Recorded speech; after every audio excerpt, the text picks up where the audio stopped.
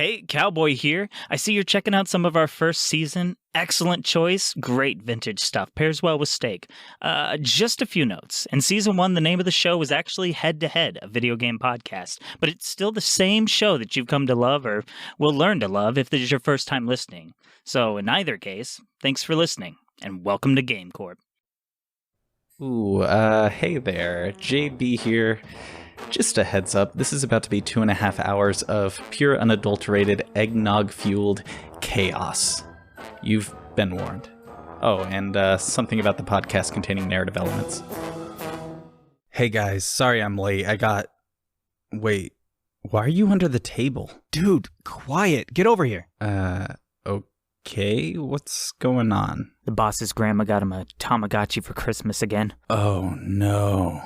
And this time he's been making everyone act like it's the 90s. If you don't keep his immersion up, he fires you on the spot, man. Yeah, he's already gotten a few of us. There was that one guy that hangs out at the water cooler, and Michael, or from, was it Sales? Yeah, Michael and water cooler guy.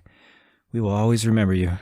Yeah. Wait, where are you going? Why would you hide from the 90s? They were one of the most iconic decades ever. The music, the movies, the games.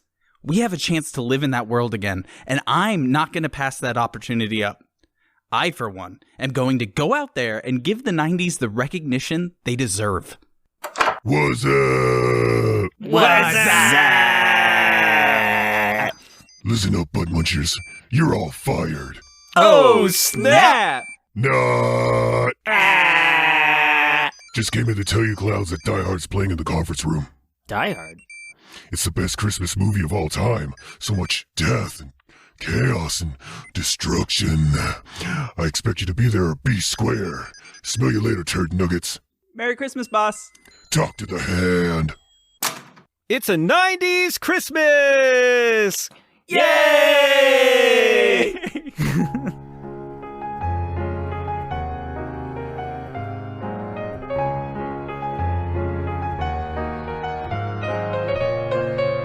Welcome to the 4th episode of Head to Head, a video game podcast brought to you by Game Corp, the totally not evil video game media conglomerate. Upper management and their infinite wisdom has hand-chosen us, a couple of low-level employees with zero experience, to serve as your hosts for this head-to-head, no-holds-barred matchup between two games to see which will stand triumphant. I am your host, Cowboy, joined by... I'm Jake. And I'm JB, a.k.a. Jaco Baton. What? All right, in today's battle, we'll be facing off two contenders for the title of Best 90s Bundle. The Sega Genesis with Sonic the Hedgehog, we're talking Sonic 1, versus the Super Nintendo with Super Mario World. You know, I'm just so happy you all decided to join on in the totally rad festivities. Are you immersed in the 90s? I think we're being forced to be immersed in the 90s right now, dude. Mandatorily immersed in the 90s, I would have to say yes. I mean, the situation is kind of like really tense Yeah. in the office. Like slave camped into the 90s. Stop it. You're not in the 90s. You're in the 2020s right now. You're talking about slave camps and being forced into stuff. This is our chance to be in the 90s, right?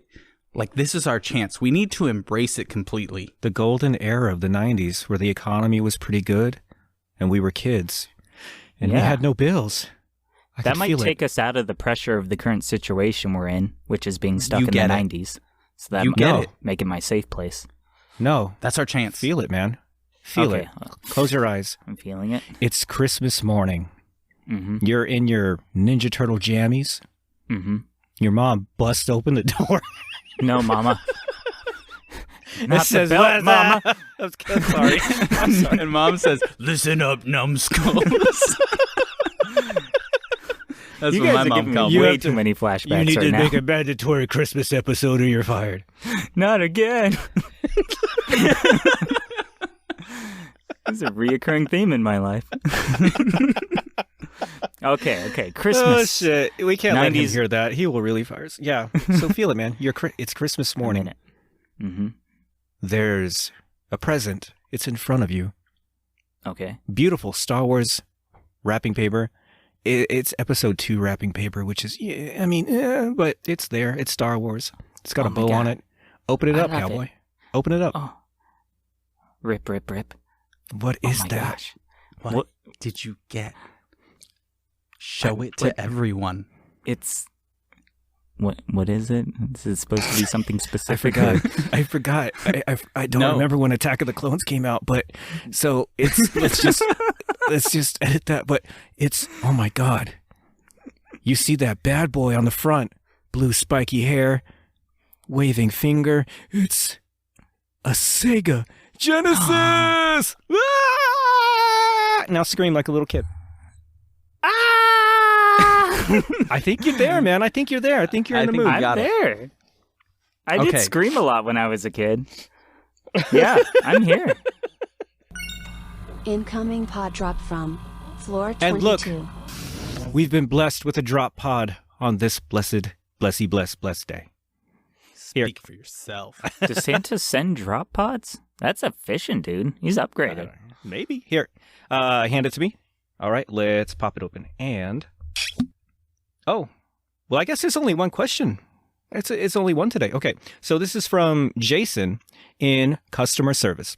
And Jason asks, what are your best childhood memories about playing video games?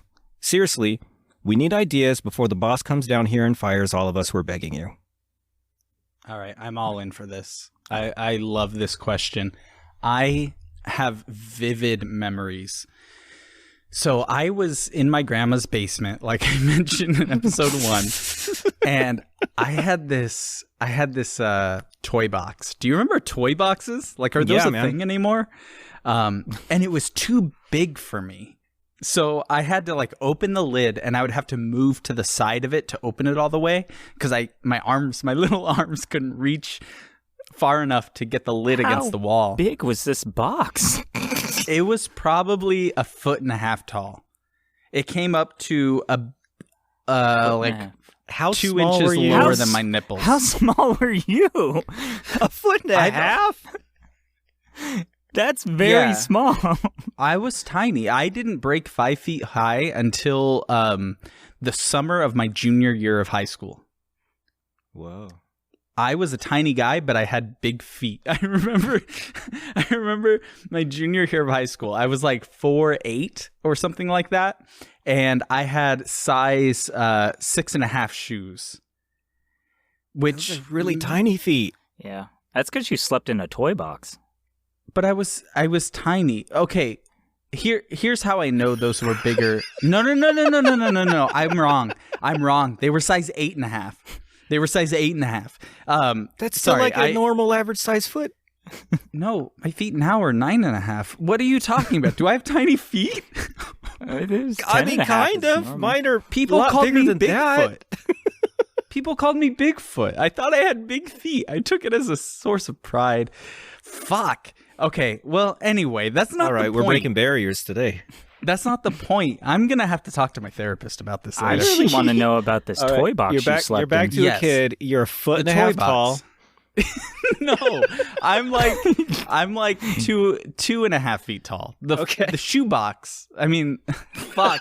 The toy box was 1.5 feet tall, and I wasn't small enough to push it. I don't know the dimensions. I was a kid. I didn't know how to use a ruler. Okay, fuck. I would have to lean into this toy box, and my feet would lift off the ground, and it would hurt my ribs in order to grab toys out of this box, right? Out of this shoebox, Yeah. This was my prime gaming time. I would reach into that toy box. I would grab my controller. I would sit down at the CRT television in my grandma's basement, and I would blow in that cartridge like a motherfucking asthma patient. Let's get a sound on that. There it is. And I would plug that shit in. I would flip that switch, and boom. It wouldn't work. Super Mario Duck Hunt. Yeah, it usually wouldn't work. And then I'd blow it in again. And then, boom. God. SNES presents. Right? That screen. Did it say presents? It said presents. I'm pretty Oh, sure. I don't know. I Look think it up. Miyamoto presents. Yes. I'm too Presents. focused. I'm in the moment. I'm reliving a memory. I'm too focused on the 1.5 foot tall asthmatic gremlin that lived in your grandma's basement. 2.5. It had 2.5 a weird feet. magical chest that it couldn't open. Me Let's wants see the what we have games. here. I was small, but I was crafty. I was so crafty. Most goblins are. I wasn't crafty. I got my foot stuck in a chair. It was a problem. Anyway, I would plug in that cartridge and I would sit down and I would play that game for hours and hours and hours. And that was the best moment of my life. That's kind of Okay. sad. Getting married, having kids. I was going to say, so Yes. it's never, it's, Oh, that there was it goes. it. And Before it never got that- better. Before that, the best moments of my life were sitting down on my little rickety chair in my grandma's basement with my ribs hurting, shooting fucking ducks out of the sky on this 14-inch CRT monitor. So good. Just with the little plastic gun. Bang! One Yeah. day they'll all learn. Bang! Oh, that little dog would pop up and be like, hee hee hee hee hee. And I'd be like, I'm going to be a serial killer because I'm about to kill dogs. One day, dog. One day. You'll They'll laugh. learn never to cross me. Oh my Little god. boy your, JB. your Christmas memories are horrifying. Yeah, What are you that's talking pretty about? scary. That's amazing. Well, in this story, you're alone in a basement. You're some sort of gremlin who plays games for... Was this on Christmas morning? It was every morning. I wasn't in Every school. day. Every day of my life till the Yeah. cops found us. We're all parents now, so we understand a lot more about our childhoods. Sure. And as long as the kid is not getting in trouble and they're being quiet and keeping to themselves, all is good. There is a bit of like a trade-off to like... I remember how much games like meant to me and how fun they were, but like as a parent now, I always want to take them away. But then part of my childhood goes like, dude, could you imagine if your parents just let you play this for, I don't know, hours on end? Wouldn't that be sweet? You should do it for your kid. I'd be pro. I battle I with would that be pro every right now. day, dude. We would yeah. I mean, we might be like, we could have been prodigies in esports if our parents had allowed us. Were there Mhm, esports absolutely. in the 90s? I play games could've with my kid. pioneered I'm it. like, you like this? This is a hobby of yours? It is. I want to be the type of parent that normalizes that type of behavior because our parents didn't really do that. They're Yeah, like, that's you true. played games for 6 hours today. Knock it off. I'll be like, you played games for 6 hours today. Keep it up. You got a career You're ahead of you. doing good. Oh, my kid, my son, okay, he is 8 years old now. And he is getting winner chicken dinners in Fortnite like nobody's business. Really? Solo, dude. Nice. I played Fortnite for like a week, and I was lucky to last 10 minutes. These people are amazing, and he's running out there shooting people. Like it's cool. Here's the thing, because I know that my child was better than I was at his age. My child is 3. I caught him playing Minecraft building, working on a house at 3. That should be impossible. He can't even do that with his Legos. Like, he's better in Minecraft than he is with his Legos at building anything. It's weird. I think back then the games are a bit more limited, you know, like how good could you become at Pac-Man? You got 4 directions. Like, well, how are you good. going to become a pro? You know, you got 4 buttons. That's it. That doesn't stimulate your learning core. Medical term, your learning core in your child brain. But the new games do. There's so much coming at them. I'm so surprised how quick kids can pick stuff up. I mean, it takes him... I go to work and I come back, and a day or two later, he has advanced tremendously. It's like I got this AI I'm building at home and this kind of suspenseful movie that's just getting smarter and smarter every time I pull it open. That's my kid. Yeah, I can attest to that too. My son is, I mean, he's only been 4 for a few months, and yeah, every time he picks up that microphone, every time he picks up that controller, and it does something new, it amazes me. Like today, I was sitting here like typing up some last minute notes and stuff, and he was next to me playing Roblox. Yeah. There's this weird city simulator one that he likes to drive around in called Greenville. And he likes to drive the police cars around, and I was, really trying to finish up some notes, and he just fires up the sirens, and it's so loud. And I look at him and I was like, dude, I love you, but can you turn the sirens off? And he's like, nah, Dad, I got it. He goes to the menu settings, goes to sound, turns the sound down in the game, and looks at me and goes, how's that? And I'm like, boy, you can't even read. Yeah. Fuck. I mean, think about your work life, right? And we're sitting there and, Terry or whoever shows up and they ask you a question about computers that you learned when you were like 10. Yeah. Right? They're like, how do I have this program that isn't responding. What do I do? And you're like, Control-Alt-Delete. And they're like, what? And they think you're a fucking wizard. Yep. So, I mean, these are skills that are important for any century, really, moving forward. I think that's something that our parents didn't really understand, that is, you have to look towards the future when you're raising children. And this isn't the podcast for this, but fuck it. I'm going to stand on my soapbox right now and say, you parents out there, if you're listening to the Sexy Game Daddies right now, you need to know that any interest they have is worth pursuing. If they're interested in technology, go with it. It makes your life easier. It makes them happier. And they might be the next Dendy fucking being masters at Dota 2 for a while. He's not that good anymore. But making real money, paying off your fucking house, happy doing it. Yeah. And being a superstar on the world stage. Just think about that for a minute before you go, hey, he's been quiet for like 4 hours and he's still playing that damn game. No, he's been quiet for 4 hours and he's still playing that damn game. Hell yeah. That's the moment you need to have with your children. It's so hilarious because like all the esports like stars and pros, 17 to 22 tops, because like that's the ideal age for like reactions and all that. You imagine the face of the parents who like scolded them growing up, and now like this kid is like, I bought your house outright so you don't have to pay for it anymore because I make what you make in a year every month by just playing games, and people just give me money to just watch me play games. Like, no. I wonder if they have like fantasies about like throwing him down a well or something, Like I honestly, this is dark, but I think the parents who would have done that kind of stuff, their kids never grew up to be that, even though they could have.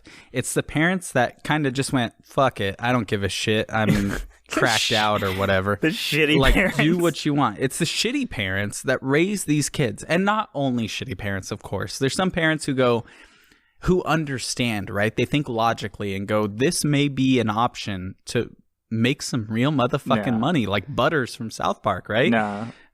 We're all parents. I have never. We know what it was. I've never actually ever thought to try to monetize my child. My child. You've seen Ryan, right? I've seen. Yeah, it's not for me. It's not. I've seen Ryan. It's I've seen Ryan. Yeah, but he makes some real motherfucking money. That family is fucking loaded. I know. And I wonder what he's going to grow up to be, though, dude. Is he going to grow up to be a well-rounded adult? Is he going to understand humility? No. Or is he going to grow up and be, I don't know, one of the countless Disney stars that fucking set fire to people in their driveways and goes to jail forever? Like, yeah. I mean, he's look going to be the next actor, dude. That's what he's going to be. Yeah. I mean, that's fair. I think it's a 50-50 shot. He could either be a Justin Bieber type, or if it times out right, to where he's coming of that age to where he would do that shit, to a new platform being created. Yeah. If he jumps onto that new platform, all of the people that grew up with him are going to jump with him. And they're going to watch him on whatever platform that is, whether it's still YouTube, Twitch, whatever. He might get a TV show. I mean, he already had one that was on like Amazon or some shit, but if he times it right, he could transition completely into whatever he wants to be, and people will follow him because of the history. They'll be like, oh yeah, I remember Ryan. Look at him now. And even people older than him who look down on that situation would be like, oh shit, I wonder what he's like now. And if he does it right, which he probably will, because he's grown up in a situation where it's like, entertain, please people. I hope he likes it. But that doesn't matter, because if he's good at it, which you will be after 10,000 hours or whatever, Yep. he's going to be in a situation where he's going to make money on that, whatever that platform is. Yeah, that's fair. Hey, guys, I got... Oh, check it out. Look under the table. Like, okay, under. Yeah, dude. There's What? Lunchables, dude. Yeah. Shit. There's Lunchables in Why'd you here. get those down there? Here, you... Snack break. Snack break. I know it's great for podcasts. Let's crack these babies open and keep Here, going. let's get some audio in here. You guys want to hear? Okay, let's go ahead. Oh yeah, listen to that plasticky goodness. This is classic. This is What kind prime did you get? audio content. Yeah, man. Ooh. What kind did you get? Yo, I got the squeeze it too. You all get the squeeze it? I got a Capri Sun. Oh Yeah, I got a shit, Capri I gotta squeeze it.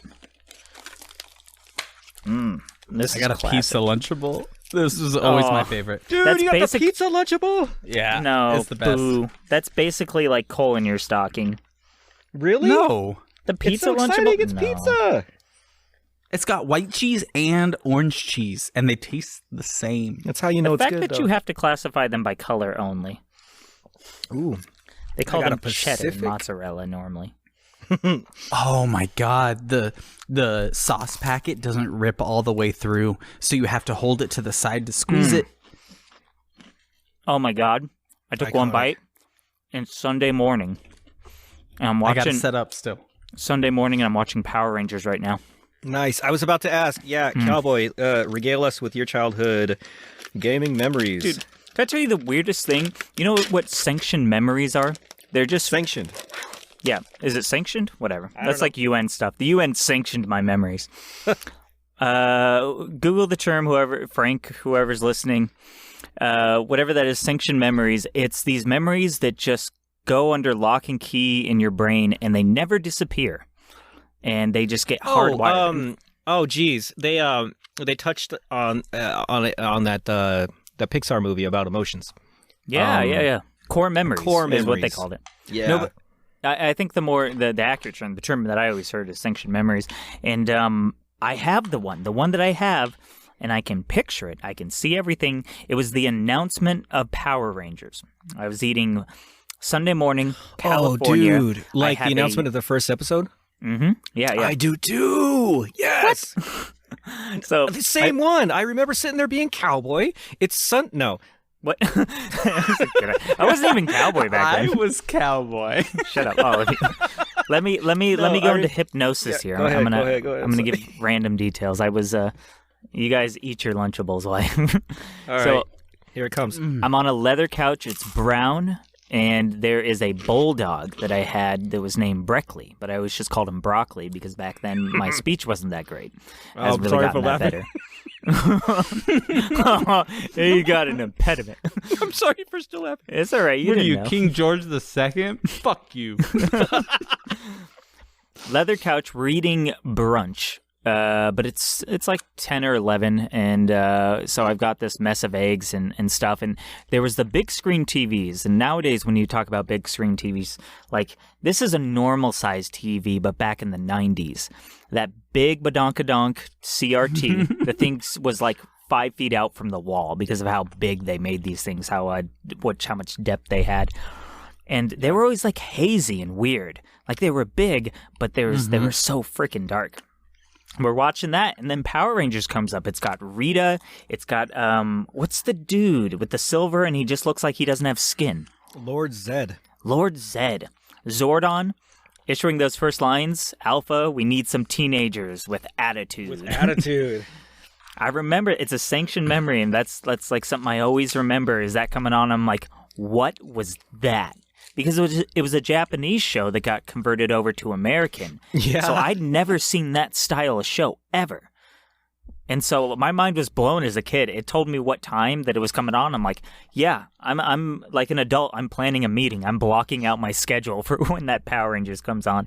And it delivered. I mean, that's a legacy that still goes on today, which I'm surprised that you can steal a Japanese show and then have it keep going. You can have brands. You can have spin-offs. Like, yeah, that's a fond memory. And then that thing pumped out merchandise. Did you ever have any? Any of the toys? merchandise? Oh, Any yeah. of the toys?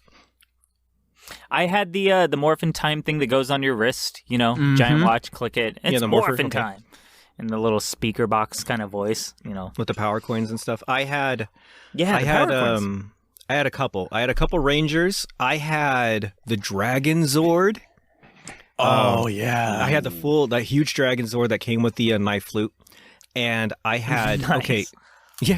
this one, I don't know if everybody remembers this one. There was a really obscure Zord named, I think it was Titanosaurus. It was the long-necked one. It was like a Diplodocus Zord that they would jump on the back of. It was like Littlefoot, but grown up. Yeah. And it was more just to carry shit around. I had him too, so I'd have my Dragon Zord riding around in him all the time.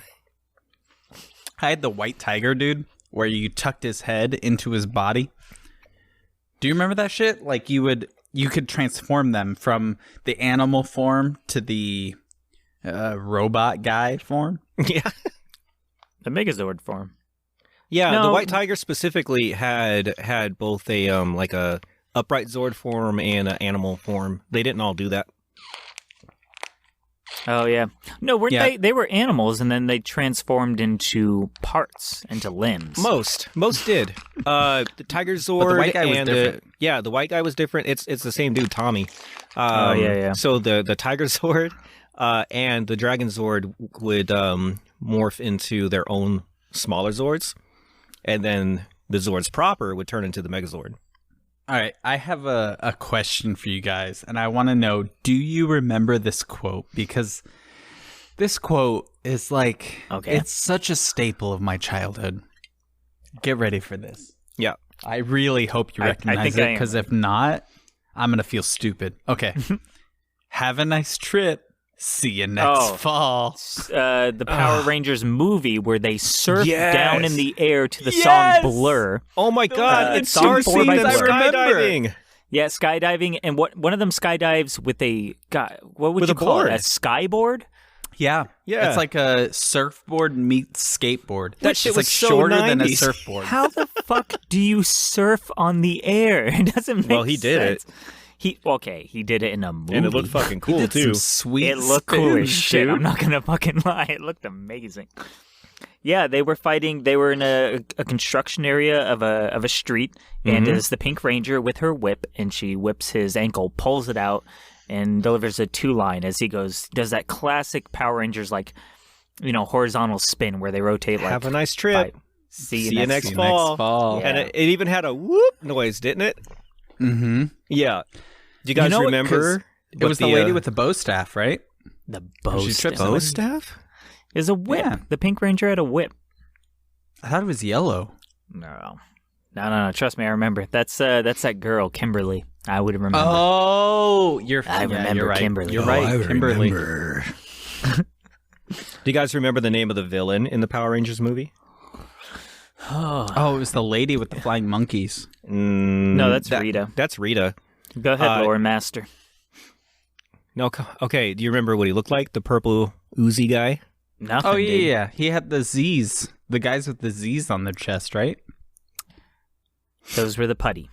Am I mixing Yeah, those together are- like all of the I think Power you're mixing Rangers? up. I think you're mixing up all the bad guys into one You're amalgamation of. You're playing checkers while we're trying to play chess over here. All right, I've so been playing chess like crazy recently. That Really? may be a discussion for another time, I but think it is. but continue with the 90s. all right, so the bad guy in the Power Rangers movie was Ivan Ooze. Yes. That's right. That's right. And Ivan that was Ooze. one of the first movies that I personally saw them use computer special effects, because he had that weird liquid metal monster thing that they fought. Yeah.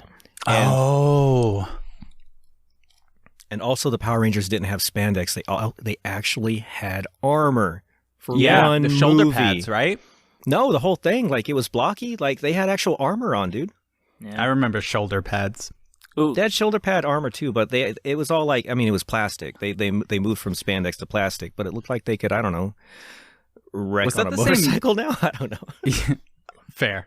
Was that the same movie that they turned into ninjas? Yes, and they traded in Yes. some of their Zords. Like, I remember the Oh, Black yeah. Ranger ended up with a frog. Yes. That's the only one I remember. There was the Pink Panther. The Pink Panther. He wasn't in that. No. Kimberly turned into a panther, right? No, she just turned into a different bird. No, she turned into a cougar. Like a smooth. Nowadays.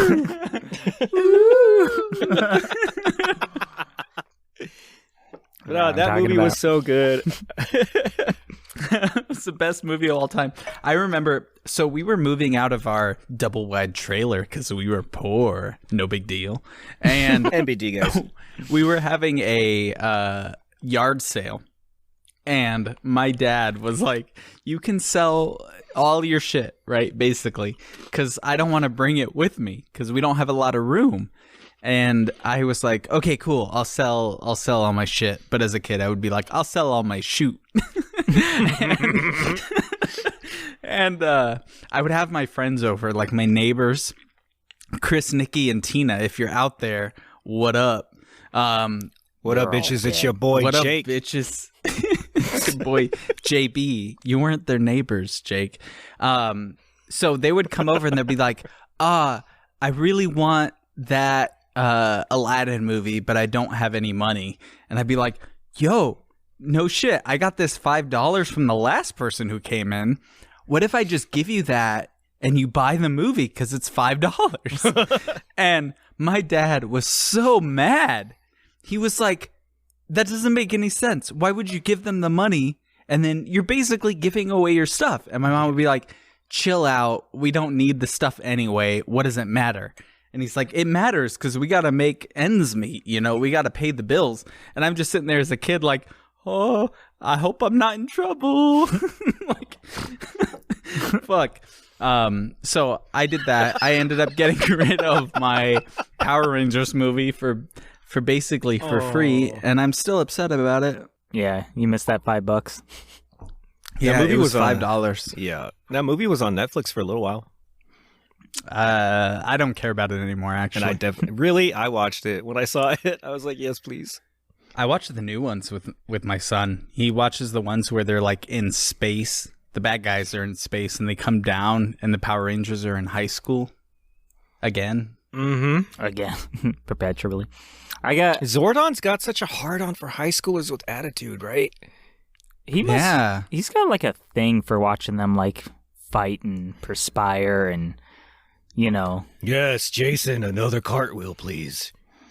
Yes. It was made by Japan. Spar in the middle. Alpha. What? Get me my towel. What's that? He likes them with attitude. What's that anime term? It's like to sundre or sundre or something.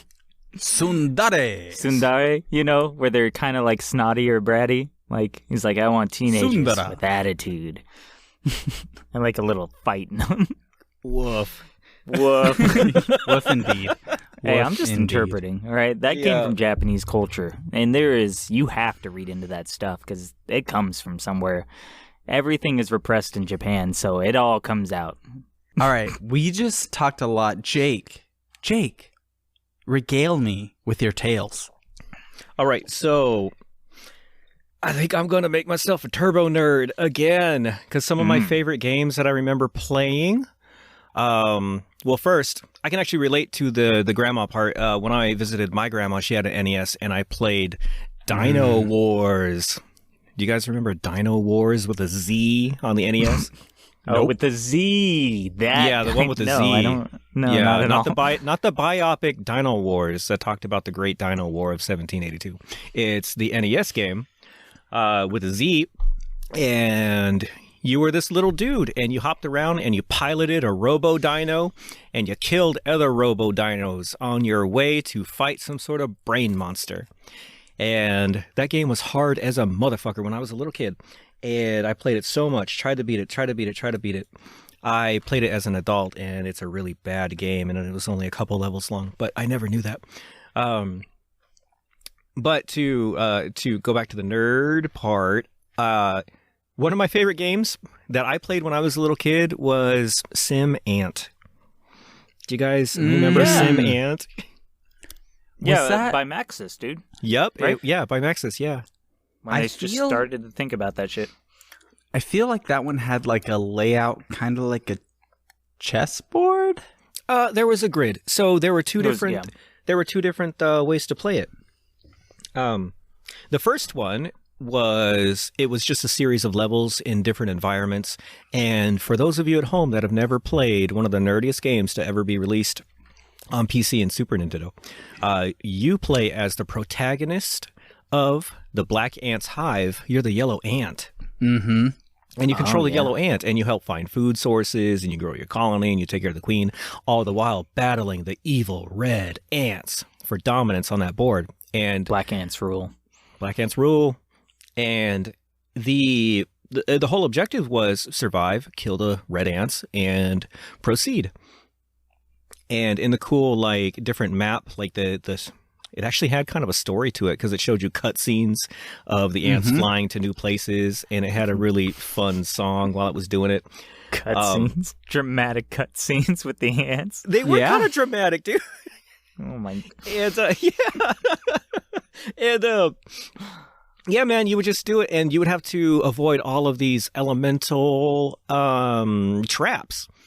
Like there was a big spider. Right. There was a big spider that wandered that would eat up your ants unless you could gather like 50 of them, and then you could kill the spider. So there was a spider that was always bugging you. As you walked by, if you were at a place with people, the footsteps would come, and the whole game would go boom, boom, and you would see the big footprints smashed into the environment. And it would just decimate your ant colony if it walked where like they all are, gathering food and stuff. And to me, as a little kid playing this game, it was so exciting. Yes. It was so exciting making this ant colony flourish and battling the environment. The other way to play it was actually, it was a board. It was square pieces. There was like 40 of them. And you start in the yard and you move your way into the house. Mm-hmm. And you Kind of like a Plants vs. Zombie type situation. do they do that in that game? Yeah, Plants vs. Zombies. Well, it's the opposite. So in Plants vs. Zombies, you would be playing the humans. Whereas in the ants game, you would be playing the ants. Or the zombies. Okay. I thought you play as the plants. Whatever. But yeah, you I would mean, take who plants the plants, man? Fucking Who watches The Watchmen? like nature, dude. No, nature doesn't plant shit. Animals plant shit. And what animals are the best animals? Motherfucking humans. Yeah, we might have to have the conversation about that with the. I don't remember foxes dumping toxic waste into a stream, but anyway, Sonic would be so upset with you right now. he would waggle his finger so hard at you. That he waggle would turn into a dismay waggle instead of a I'm number one. His waggle would turn into a wiggle? The sky would darken as the form of a blue angel Yeah, would you're shroud basically you with robotic. darkness as a glowing finger waves back and forth, atomizing your very soul. As Sonic says, "Not today." Didn't Robotnik cause like a forest fire in the second one? He might have. He's an asshole. I mean, that's what he does, right? When I was a kid, I was like, oh yeah, it's a fire. But now that I think about it, I was like, wow, that's really, he like set an entire forest on fire to kill this one hedgehog. Yeah, he's That's really fucked up. He's a douche. But yeah, man, Yeah. as you guys were jamming out to fucking Power Rangers and Duck Hunt, I was playing an ant simulator, basically. I was like, hello, mother. Did you know there's over 44,000 different types of ants? Can I show you? And mother would be like, I didn't have a joke there. Jesus Christ. All right, let's I go.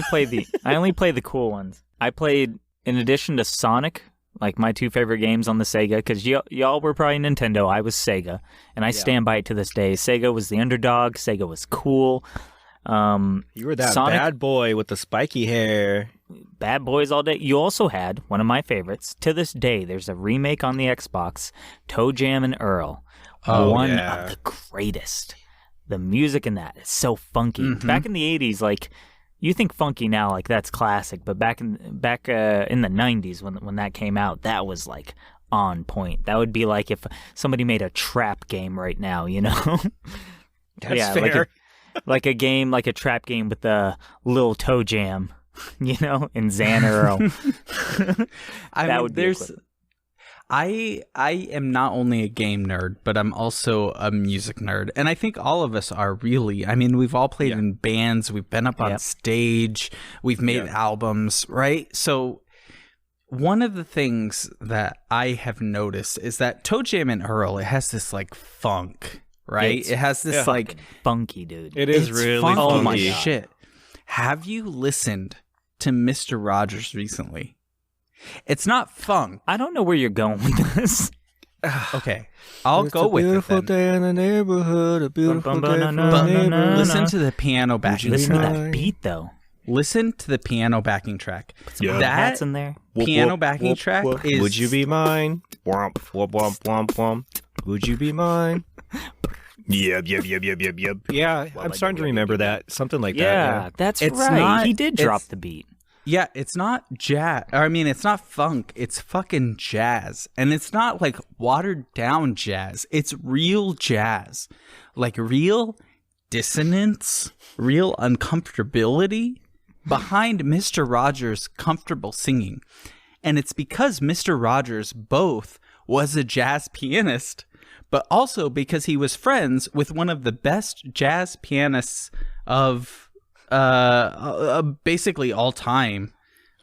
He's not like a household name of any kind, but Johnny Costa is his name. Have you heard of Johnny Costa? Johnny Costa? Yeah. The guy I Johnny don't know at Costa. all? Oh my god. Okay, fuck you. He joined Mr. Rogers' Neighborhood right at the very beginning. It was like 1968. Okay. And there was so Mr. Rogers was a acclaimed pianist. Like he's good at jazz. He understands it. He composed basically all of the music that's on the show. And all of these executives were like basically saying, hey, you can't have that music on the show because kids are going to be like, what the fuck? And he was jazz. he's like, no, I'm Mr. Rogers. Everything's cool in the neighborhood.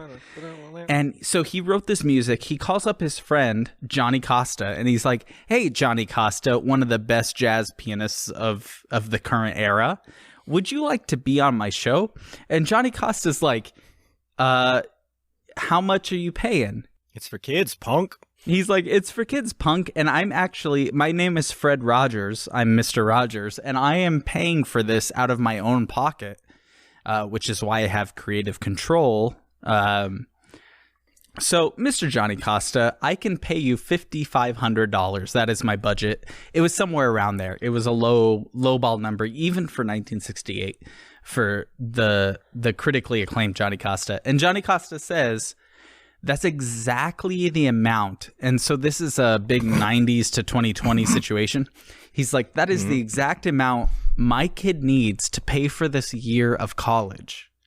So I will do it. So then Johnny Costa jumps on Mr. Rogers' Neighborhood at the premiere year of 1968 or some shit. It lays down a fat fucking beat.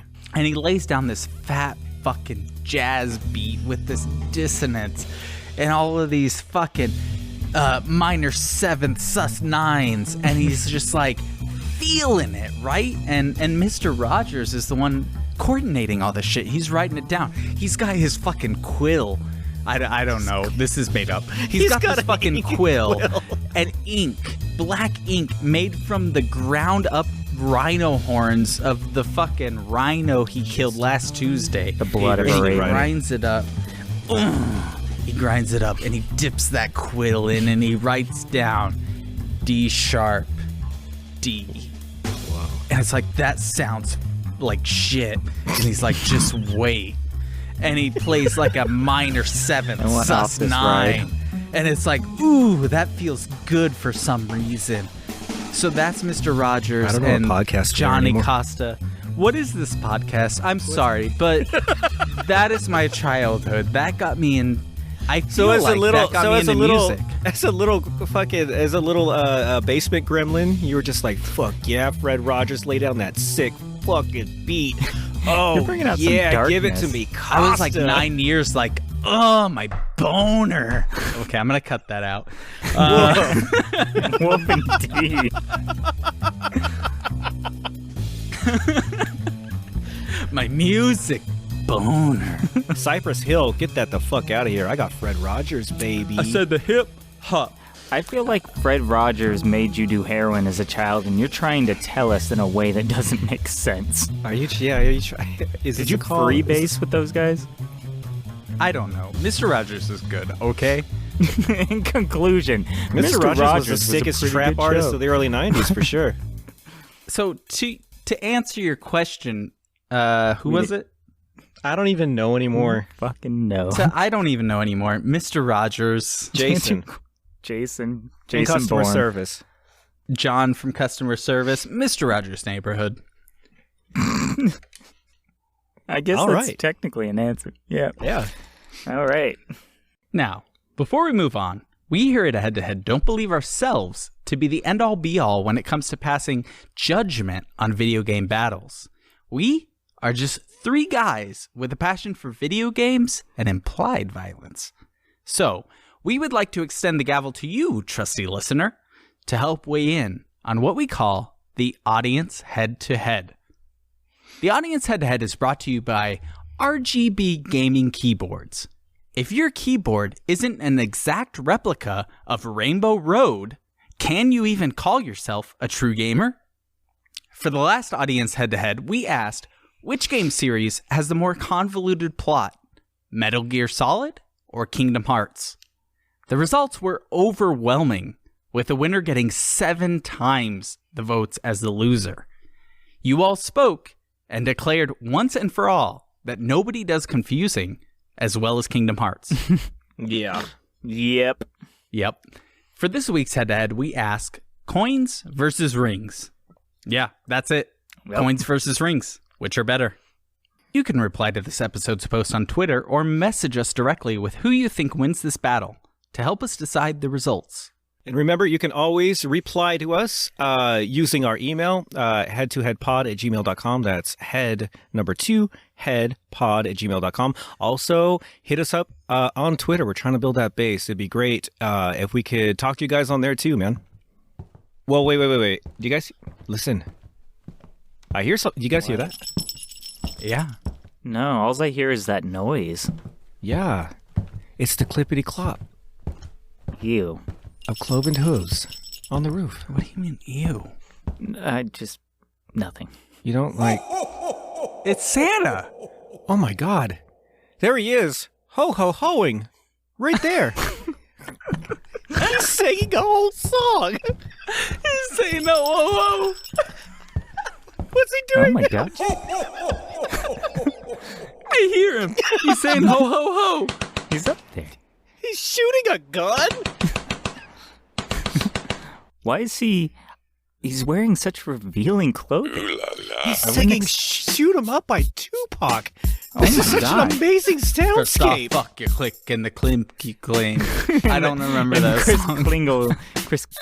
This beautiful Chris Kringle. soundscape that we're hearing right now with so many things happening. It's so Oh much my God. work. Listen What to is the that? subwoofer. Whoa! Santa's got bass. Santa goes hard. Santa goes hard in the paint. Oh my God, that- what's he... He's killing somebody! Santa! Santa, no! What is this? Anyway, yeah, something just fell down the chimney. I Oh, hope you- wait. Yeah. Yeah. Something fell down the chimney. Okay. Oh, wait, he's committing another felony. He's opening someone else's mail. Oh my God, Santa, no! That's a felony, Santa! No, He's wait. smoking weed now!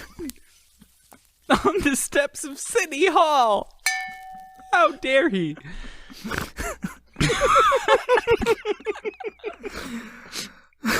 Okay. What do you got in your hands there, Jake? What did you drop?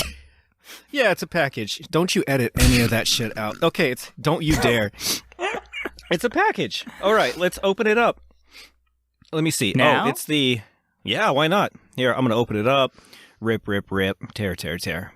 But Okay. don't you know that if you open packages early, Santa will hunt you down and hurt your family? That's what my parents told me. Oh, no. Yeah, I need to what make I'm a call. I got to go. saying. You know what? My parents haven't been that great to me this week. All right. Go ahead. Open it. Too late now. Okay, open it. What is it? Fuck me. All right. What's in the package? I hope you all are totally immersed. 90s. Oh, cool. It's the Game Corp Holiday Shopping Guide. And it's not even, it's not a paper, it's a floppy disk. Let me just pop it into the old iMac here. Are we talking A or B? It's B. Ooh. And... oh, it's ready. Okay, it says Game Corp Holiday Shopping Guide, Christmas Season 1992. Cool. Yeah. Fucking All right. We don't update shit. And it looks like, it's just a list of cool stuff to buy people for Christmas. This is a great guide to buy your nerd at home something special for Christmas. First up, we have, wow, it's the custom Hedgehog keycap full set from Etsy, retailing for $15.41 for the elite PC gamer in your household. What's a Hagao? Can we see it? Let me see. Yeah, come close. Come look at the monitor here. All right. Whoa. How do you even know which one is what letter? Look at Escape and just read her face. Jesus.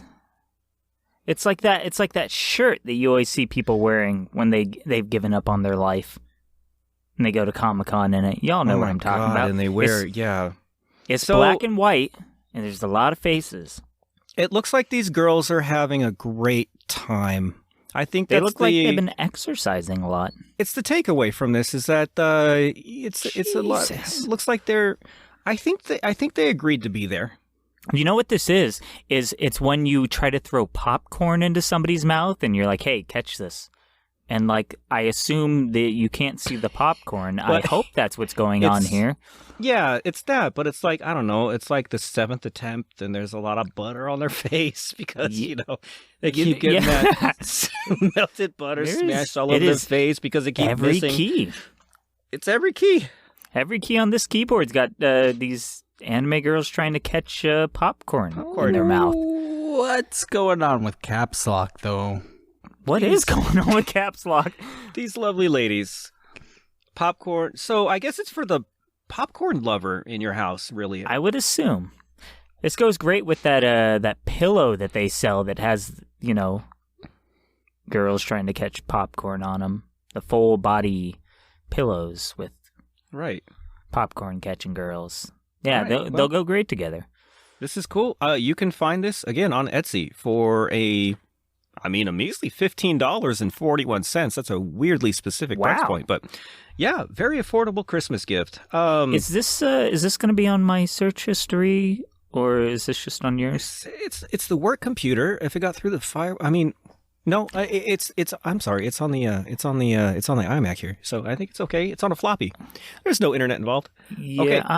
So I'm going to talk to Luke anyways. We'll see if we can purge this. But sure, good idea. All right. Speaking of pillows, your nights will never be lonely again. With the Danny DeVito, Daki Makura full body pillowcase cover from eBay. Oh my God! For only $22.52. This wonderful, it's only the cover, but this wonderful body pillow cover measures it at 20 inches by 50 inches. So it's probably the same size as the actor himself. And it features Danny DeVito in a nice dinner jacket. He's posing. Size Danny DeVito.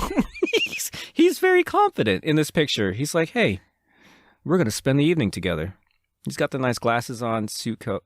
He looks a little bit depressed in this. He looks like he was forced to take this photo. You think they made him do it? I mean, would you willingly do this? That's assuming that they held him captive and said, "You're going to be on this pillow." And then so you think some company kidnapped Danny DeVito, and then surprised him. Maybe at like a nice dinner. I don't know. Maybe at like a nice dinner. He looks like he's dressed up for like a nice formal dinner. He's out with his wife. They kidnap him. Danny DeVito's growling like a little Wolverine in the back. They hit the lights, push him up against the wall and say, "Look sexy, DeVito." And before he can say, "What the hell is this?" they take that picture and sell it on eBay. Yeah. I can see it. I think that's exactly what happened. How tall did you say this pillow was? It measures at 20 by 50. Those are inches. 20 wide, 50 tall. About the size of Danny DeVito. Yeah. The thing is, Danny DeVito is 58. Oh. Well, this isn't an accurate representation at all.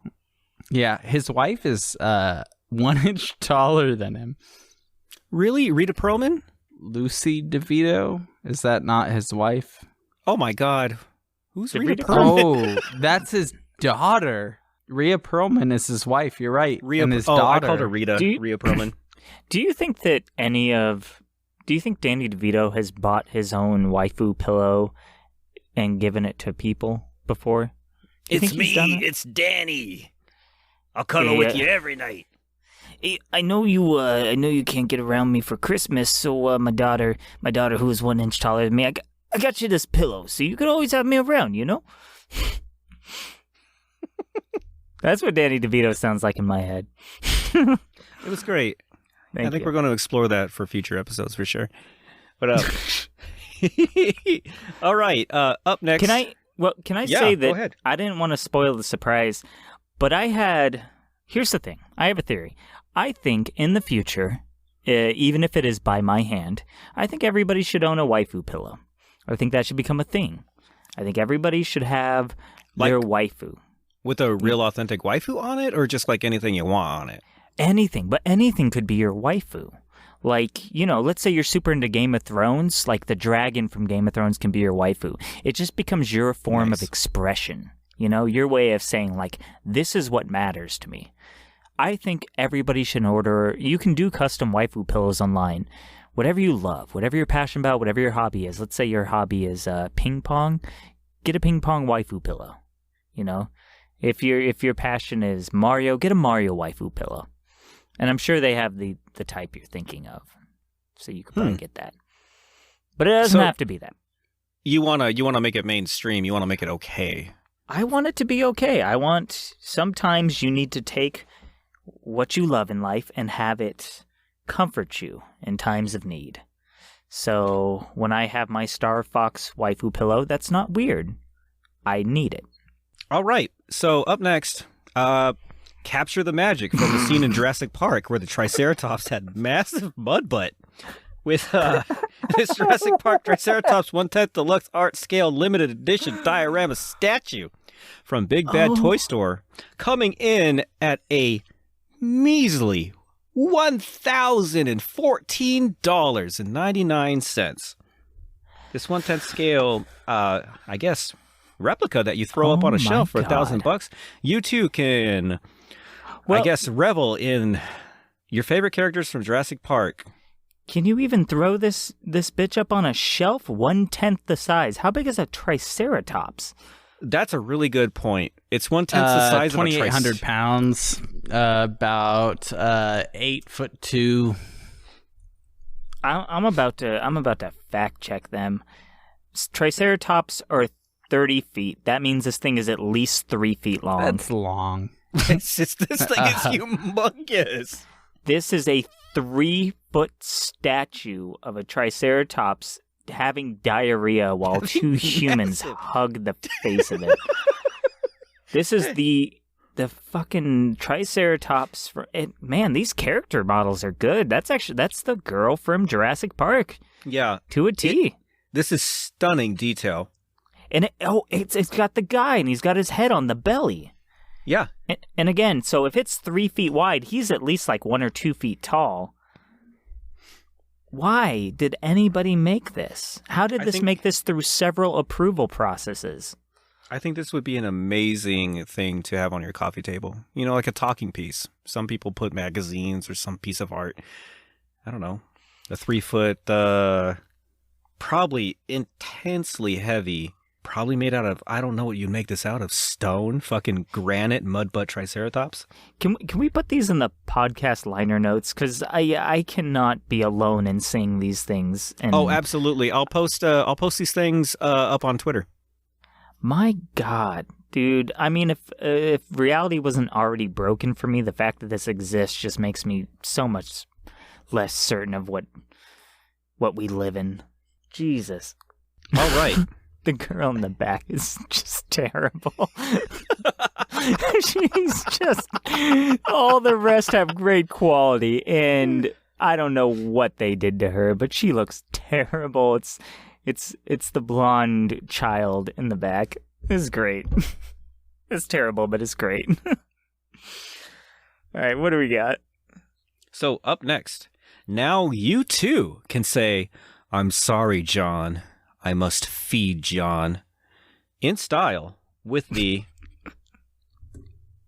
Jesus Christ. the adorkable Garfield cat mascot costume by GreatMascot.com, retailing for a nice, comfortable $339.99. You can't put a price on nightmare fuel. Jesus Christ. Look at that thing. It's got real fur. It's the stuff of nightmares. I think so. Is it the people supposed to be scary? It might be. Okay, have you guys ever visited the subreddit I'm Sorry, John? Yes. I am very aware. I feel like this is prime material for that. And I feel like somebody who owned this probably has people in their basement. This is beyond fursuit. This is beyond anything like that. This is just... You can't even use this for Halloween. This is too weird and scary for Halloween. I don't like this. This makes me uncomfortable. 0 reviews. I wonder... I really wanted some reviews on this thing. I really wanted people to tell me what they thought. You think that means no one's bought it yet? Maybe not. I don't know. Have you scrolled down to the related products? Does this website specialize in just It sure does. horrifying? It's supposed to be mascots, like for Quote, quote, quote, sports quote, air teams? quote, air quote, air quote, air quote. Air quote mascots. Why are all these so goddamn just horrifying? It's got to be intentional, right? None of these are okay. None of these make me feel safe. Not a single one of these makes me feel good about anything. Look at that chipmunk. Oh, and they blow up. They got the little air attachment. They blow up. What kind of Christmas are you trying to... Are we... Oh, yep. That's Game Corp for you. Mm-hmm. These are gifts of terror. That's what these That are. makes a lot of sense. You're right. I really forgot where we worked for a minute. I don't see what the problem is. I don't even know where to begin. Furries would be freaked out by these things. These are mascots for like sports teams, basketball, football, rugby, mud wrestling. What kind of mascot? What team is represented by the parrot that would encounter you in an alley when you're drunk and isolate you from your friends? What team does he represent? Because I don't like the cut of his jib at all. The team named the Alley Cats. Can we move on before I need therapy? Yeah. Thank you. You know what, dude? This holiday guy's fucking whack, man. Let's I'm just gonna throw in the fire that I had placed before we started this. Convenient fire. Here we go. Yeah, aren't you not supposed to burn plastic floppy disks? It says in case of bad segment, throw that shit in a fire. So, Oh. yeah. Wait. Do you hear that? Yeah. Yeah? Sounds like a knock. Is that the clip-clop on the roof again, or am I hearing knocking at the door? No. That's definitely the door, dude. Oh, okay. Well, who's there? It's Santa Santa who? Claus. I don't get it. No, it's not a bit. I brought a gift for you all straight from the boss. I mean, the workshop. Oh, hey, nice. Thanks, Terry. I'm not Terry, I'm Santa. Yeah, right. Well, thanks, Santa. Hey, are you gonna have me on the show again soon? Yeah, right. I'll take that, Terry. I'm sure you got a lot of people to get to. Santa. But Bye, Santa. That was close. So what is it? Let me open it. Oh, it's a CD. It says, in case of emergency, number 3942. Let me just pop it in the Discman here and press play, I guess. Listen up, numbskulls. If you're listening to this, it means I've found my Tamagotchi, and I forced everyone to maintain the illusion by pretending it's the 90s. You're probably sucking off too, so you're on thin fucking ice. Make those games battle to the death like it's 1997. Also, give me an iconic Christmas ad, like those talking chocolates, or the polar bears drinking liquid diabetes. Daddy needs a new pair of shoes. And I got my eye on a pair of those Reebok pumps, baby. Smell you later, losers. That was oddly specific. He must have wrote that this morning, right? I don't know. Wait, there's a year on the CD. Oh my god. What? It says it was made in 1982. What? No. Seriously? Dude, how is that even possible? Psych! Yeah. Well, okay, I guess that means let's go ahead and get to the showdown. But first, a word from our sponsor.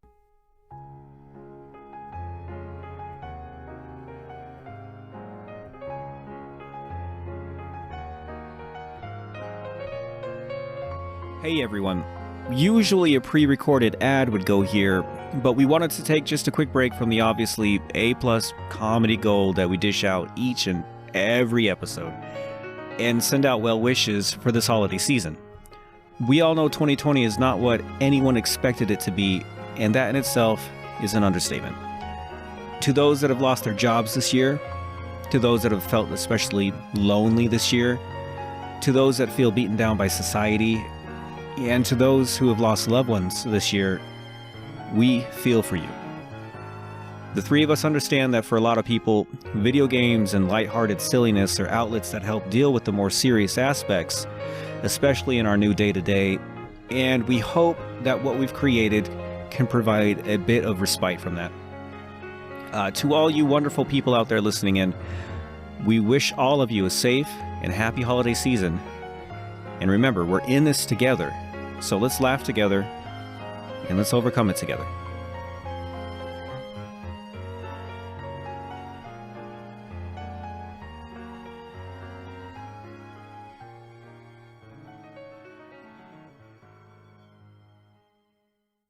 The 90s were all that in a bag of chips. Other decades may think they were better, but as if.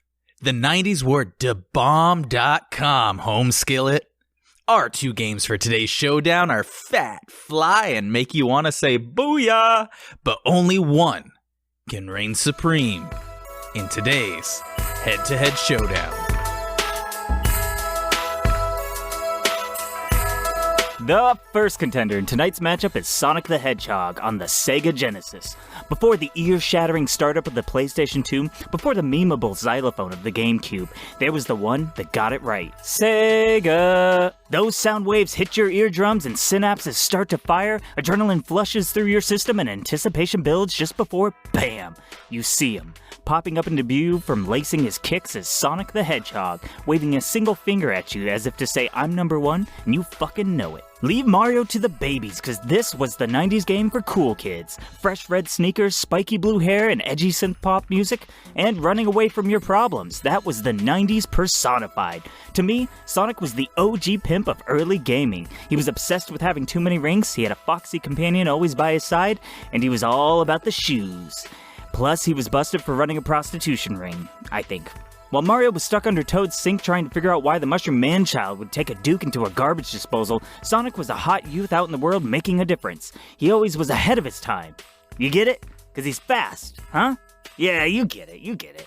He was the Greta Thunberg of the 90s, leading the revolution against cybernetics, robot encapsulation, and makeup testing on animals.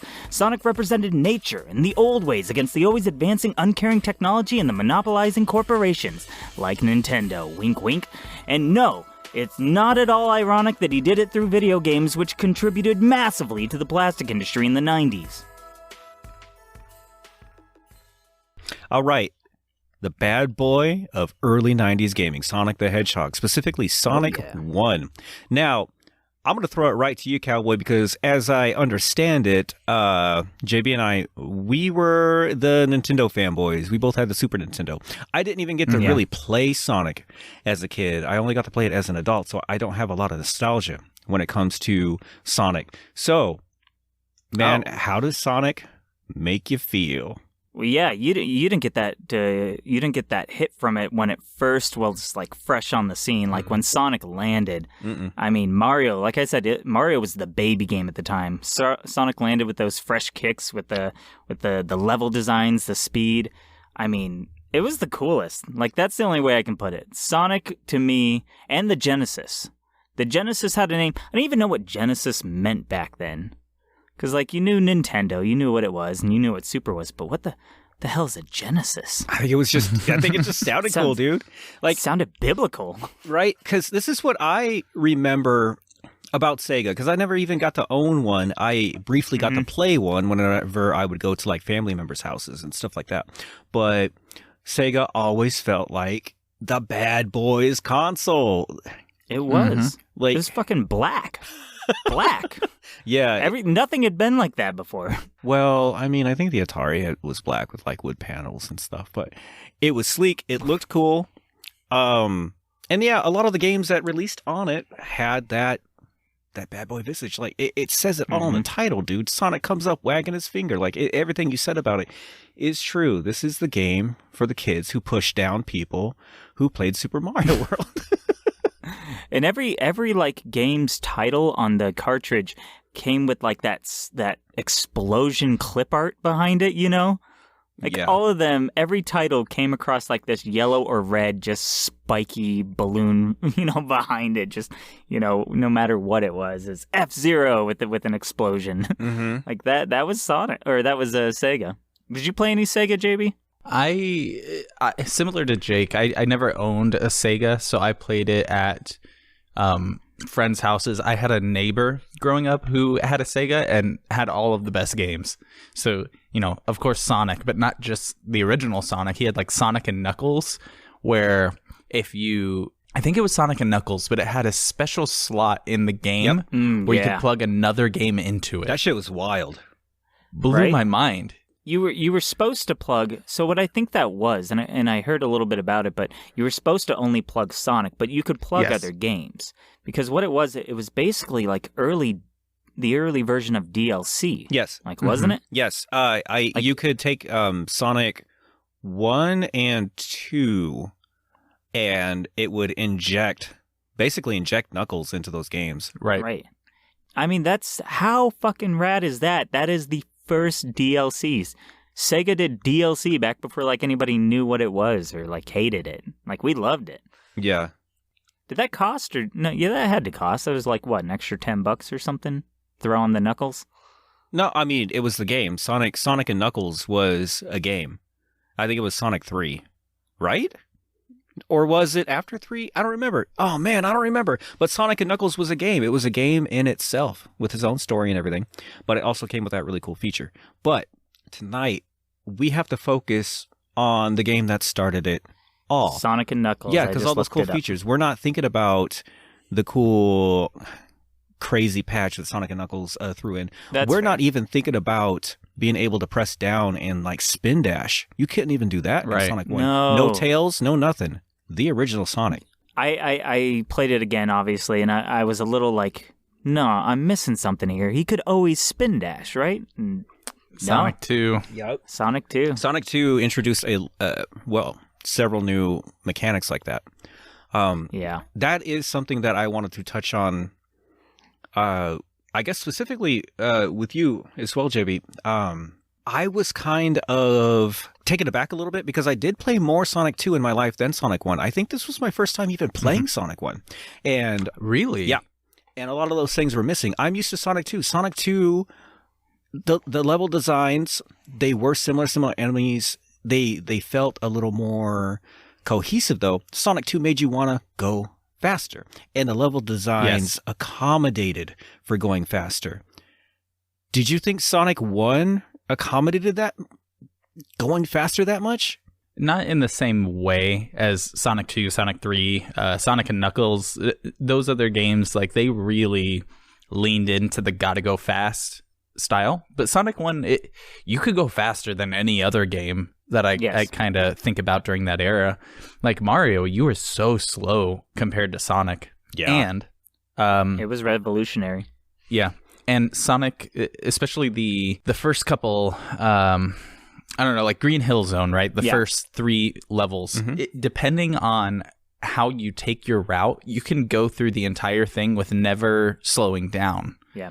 Right? If you hit the treetops just right that have, you know, those little, what are those, like computer monitors that have coins and random stuff in the them? CRTs that you bust open for power-ups and stuff.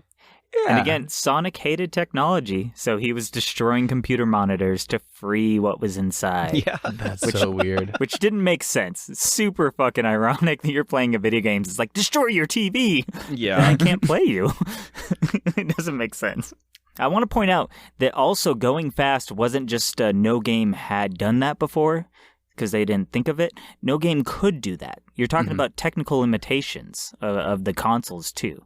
So you got to understand the coders made it so you could breeze. And that first set of 3 levels was expansive. It had 3 elevations that you could run through, that you could seamlessly transition to, like the highest point for the guys that were really good, the midpoint for your average player, and the low points for people who just could not stop falling. But it was technically impressive. The first level was like a showcase. Yeah. Yeah, I agree. That is one thing that I noticed right away. If you just took a level from Super Mario World and compared it, you know, 1-to-1 to an individual level from Sonic. Sonic's levels are immensely more detailed and more complicated, and Sonic's level design, Sonic's level design and art style, taken at face value, is, I mean, if that's all we were judging it by, Sonic would win by a landslide. Its level design and graphics and just visuals in general are so much more intense than Super Mario World. I have one huge complaint about the level design in Sonic 1, though, because I feel like a lot of people, if they were a kid and played Sonic and didn't really get to dive into it, most people experienced Green Hill Zone, and then probably the next one, Marble Zone. But maybe some people got past that, and then the elites got past that. Like, I felt very few kids beat Sonic 1, I think, from my experience. What I really experienced after Green Hill Zone, with all the cool loop-de-loops and all, like the showcasing of what Sonic can do, Sonic became intensely harder very quick, and each level just kept telling me, you can't go fast.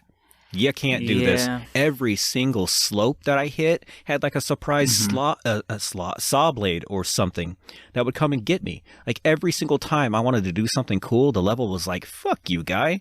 Here's some fucking, I was going to say bees. Here's some bees. Nah, here's a flamethrower. Here's a saw blade. Here's something that you cannot even predict happening to, because it pops out of nowhere. That is a huge complaint of mine with Sonic 1. And I think they realized it quick and capitalized in subsequent games. But Sonic 1, I think, punishes you for wanting to go faster sometimes, dude. I will admit it does, and I think this is almost like the arcades. The arcades have arcade games. You go to an arcade, you put in your quarter, you play for a bit, and certain sections of it you breeze through. You kick ass. You know, you're playing that 4-person Ninja Turtle game. You got 4 kids around, 4 joysticks, 8 buttons. But there are sections of that game where you will get hit. There's nothing you can do, and you will die because they need to spread that game out. They need you to keep inserting quarters.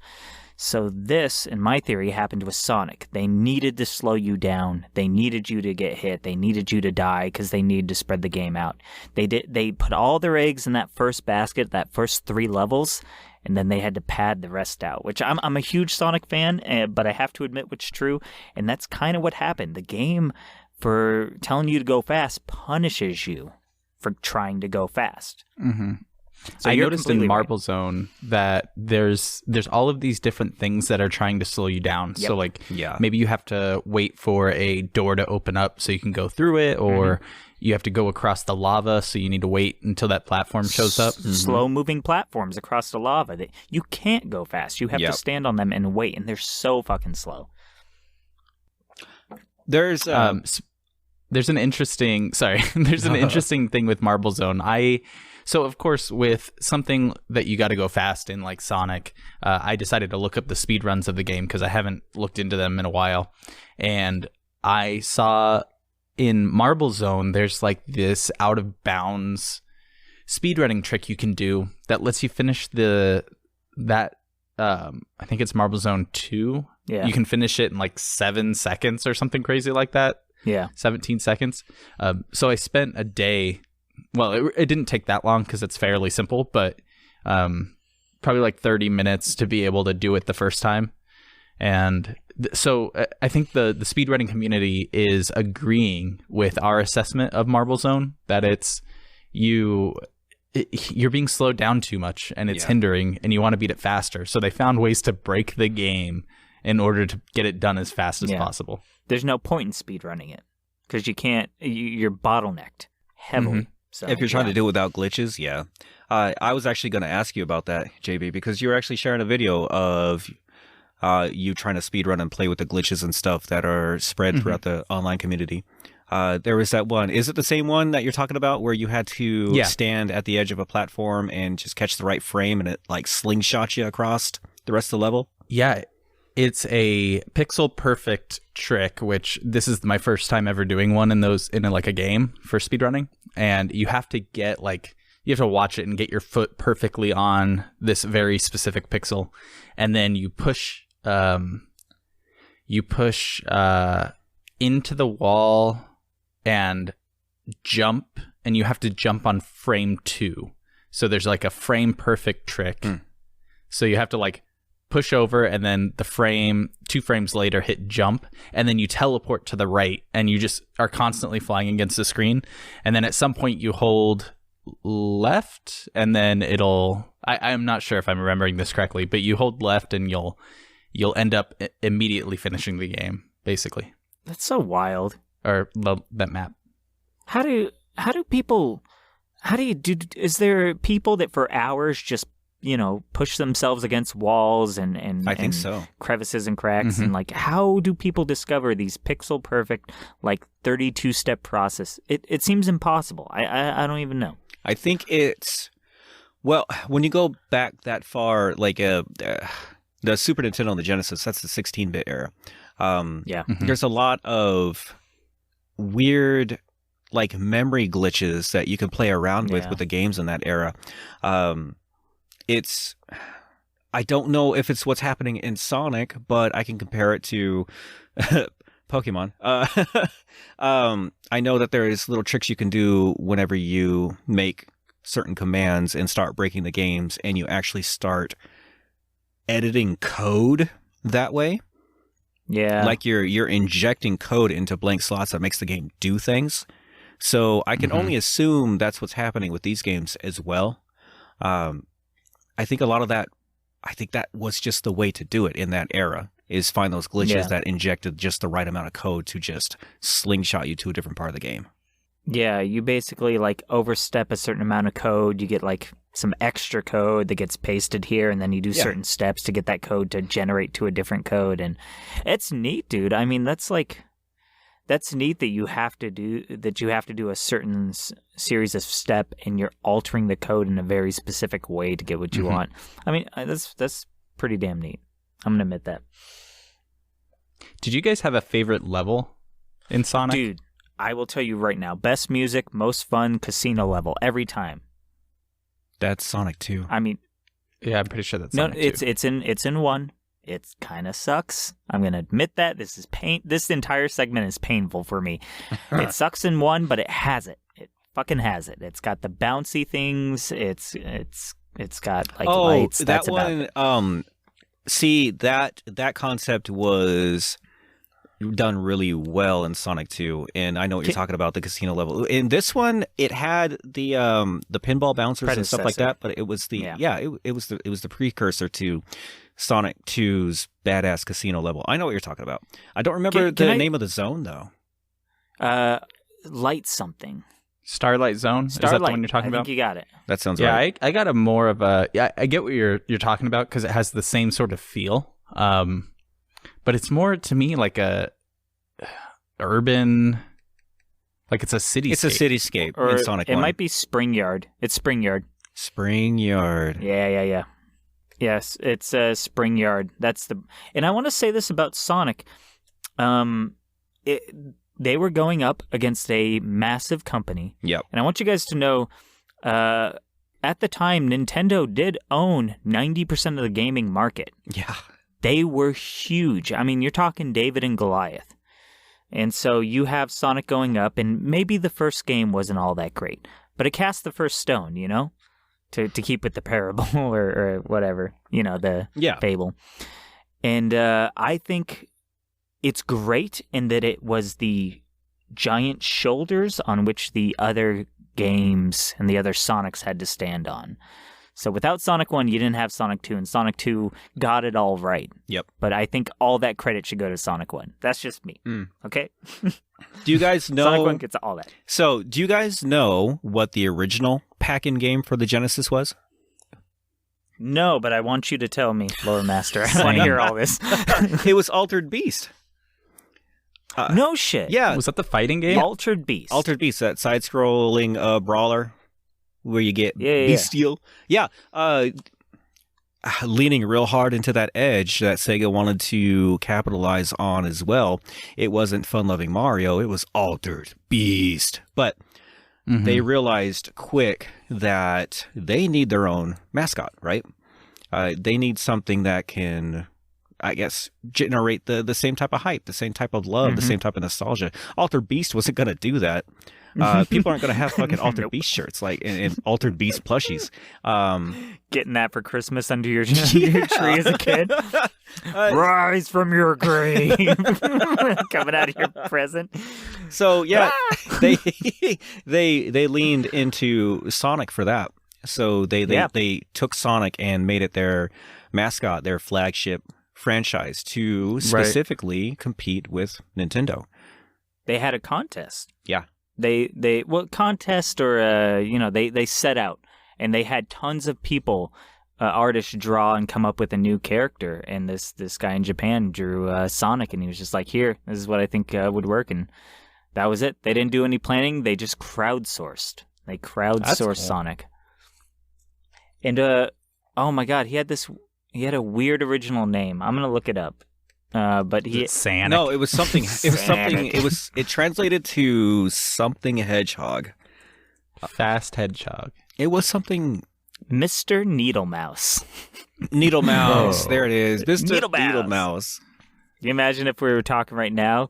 Super Mario versus Needle Mouse 1. Mr. Needle Mouse 1. That sounds like a Mr. Rogers spinoff. Yeah. Mr. Needle. Do you remember Mr. Needle Mouse and Knuckles? It's a knitting game. Mr. Needle Mouse and Knuckles. It's a knitting game. That's what that is. It would be Mr. Needle Mouse and Punchy Echidna. That's amazing. It would be like Ratatouille. But instead of making food, they're crocheting blankets. Ratatouille. Yes. Crocheting ratatouille. Knit-a-tootie. Knit-a-tootie.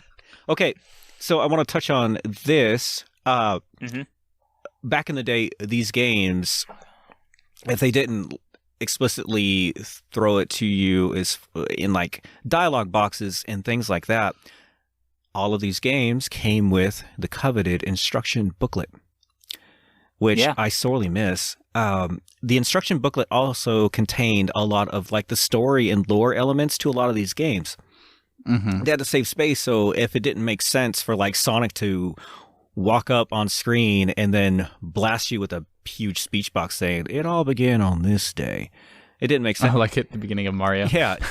Yes, like the beginning of Mario. It didn't make sense for a game like Sonic, so they packed it in.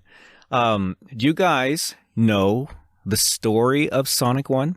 Even if I do, I want you to tell me. Actually, I found it. I had to look What it are up. we going to do? Yes. Okay, moving on. Moving on. Tell me. Well, I wanted to know if you guys did. Or at least if you can take a crack at it. You two take a crack at what Sonic 1's about. Sonic.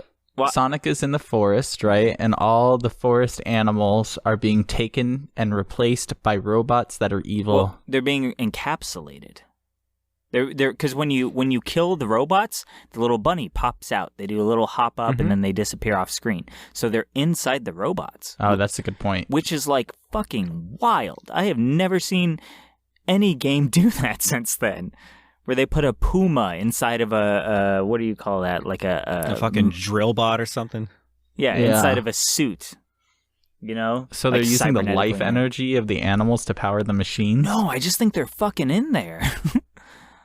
Like they're just inside them. Like they just gave them robot armor and they make them do stuff. For what reason? I don't know. I want to say this is super rad. Like, you guys didn't look up the lore or anything like that before, right? No. Like, No. No, just from playing it. Yeah. In-game lore. yeah, I want to Told I through want to game. I want to point that out because even though Sonic in the game doesn't give you shit, just through visuals and through actions that you go through the game, you guys are like 90% there, dude. Like, Yeah, really. give it to me. What do you got? I'm Basically, ready. Sonic lives on South Island. He's a friend of the animals. He notices they begin there. disappearing, and he discovers that the scientist, Doctor, do you guys know Robotnik's first name? Robotnik. Do you know his first name? Hold on. Jim Yeah. Carrey. Yep. Robo. Ivo. Rob Robotnik. Ivo. Yep. Dr. Ivan. Ivo Robotnik has been kidnapping his woodland critters and converting them into badniks. The bad guys in Sonic are called badniks. Mm-hmm. That's a cool name. Yeah. Badniks. So you guys got all of that right. But there was one goal in mind. Robotnik wasn't doing it to be an asshole. He was doing it to collect the Chaos Emeralds, right? Oh, yeah. Did you guys Yeah. collect any Chaos Emeralds in your Yes. playthrough of Sonic 1? I did not. Dude, I What? didn't even No, know yeah. Sonic 1 had them. I had no the- idea. The ring at the end. You jump through the ring and then you find the emerald in the middle of the rotating level. Hell yeah. Every Really? time. That's where the Motherfucker, I emeralds was were? raised on Sega. That's where Yeah. the emeralds were? yeah. Fuck. I didn't do it because I didn't want to. I didn't even know What, Sonic 1 had did the you emeralds. not want to save nature, Jake? Did you not want to help the woodland animals? I did. don't- I beat it, dude. I beat it for this podcast with the help of a nifty rewind feature that the Genesis collection has on Steam. But I did beat it by cheating. I had no idea that the Chaos Emeralds were implemented all the way in the very first Sonic game. I thought that was something that came later. I had no idea. No, man. Like, I appreciate what, like, Sega did. Sega took a fucking crack at Nintendo. They put all their heart into this. You know? Yeah, I didn't like the Sonic 1 way you got the Chaos Emeralds. I preferred in Sonic, was it 2, where you had like the half pipe that you were in? Yeah. That was my yes. favorite. That's the one I liked. That That's was only because you have epilepsy. Jesus. Those levels were fucking... Jesus. They were hard on the eyes. the pinball thing to get the emeralds in one. Yeah, where the entire level rotates and in the stuff? background, Yeah. flashes Yeah. and moves in like against the grain of the. Oh, I was It was playing. I was like, challenging, man, for this sure. is rough. I was like, I'm sure if you have like epilepsy or seizure, I don't know. You know, if you have that, y'all know what I'm Epilepsy, talking about. Like yeah. this has got to trigger you. I wonder. I mean, how can it not? Right? It was tough for me. So, go on though. No, that was it. These games, a lot of these games relied on story. They give you a little kind of awesome little like short story in the beginning of the instruction booklets, and it just kind of ties everything that happens in the game together. Again, something I miss. Like all games of that era, that big blocky case, you open it up, that big old instruction booklet in there to read through. And I think we all did it right as kids. We'd sit in the back seat on the way home, crack it open, and read through that instruction yeah. booklet in anticipation of Manuals. playing. yeah. Yeah, that was the tease, dude. Driving home, like let's even say from Blockbuster. Driving home from Blockbuster. Yeah. Cracking open the manual, learning the controls, even though you know A is jump, You already up is up, down is down, but you're still reading them as if like you're gonna find something. But like just pouring through those instruction manuals would just get you so psyched. Like fuck a pre-order, dude. That shit gets you psyched. Here's all the things I'll be able to do. Here's the people I'm gonna meet. Yep. That was the shit back then. Yeah, man. Oh, I want to touch on the music too because I know music in Sonic and the Sega generation in general is pretty important to you, best. Cowboy. It holds a big place in your heart. The motherfucking best, dude. You're talking about Sega produced some of the best music.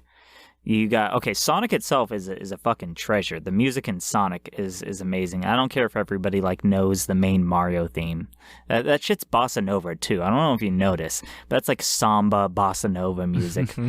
And Sonic is like acid jazz. So first off, yeah, Mr. Rogers would approve of Sonic. I bet he played tons of Sonic.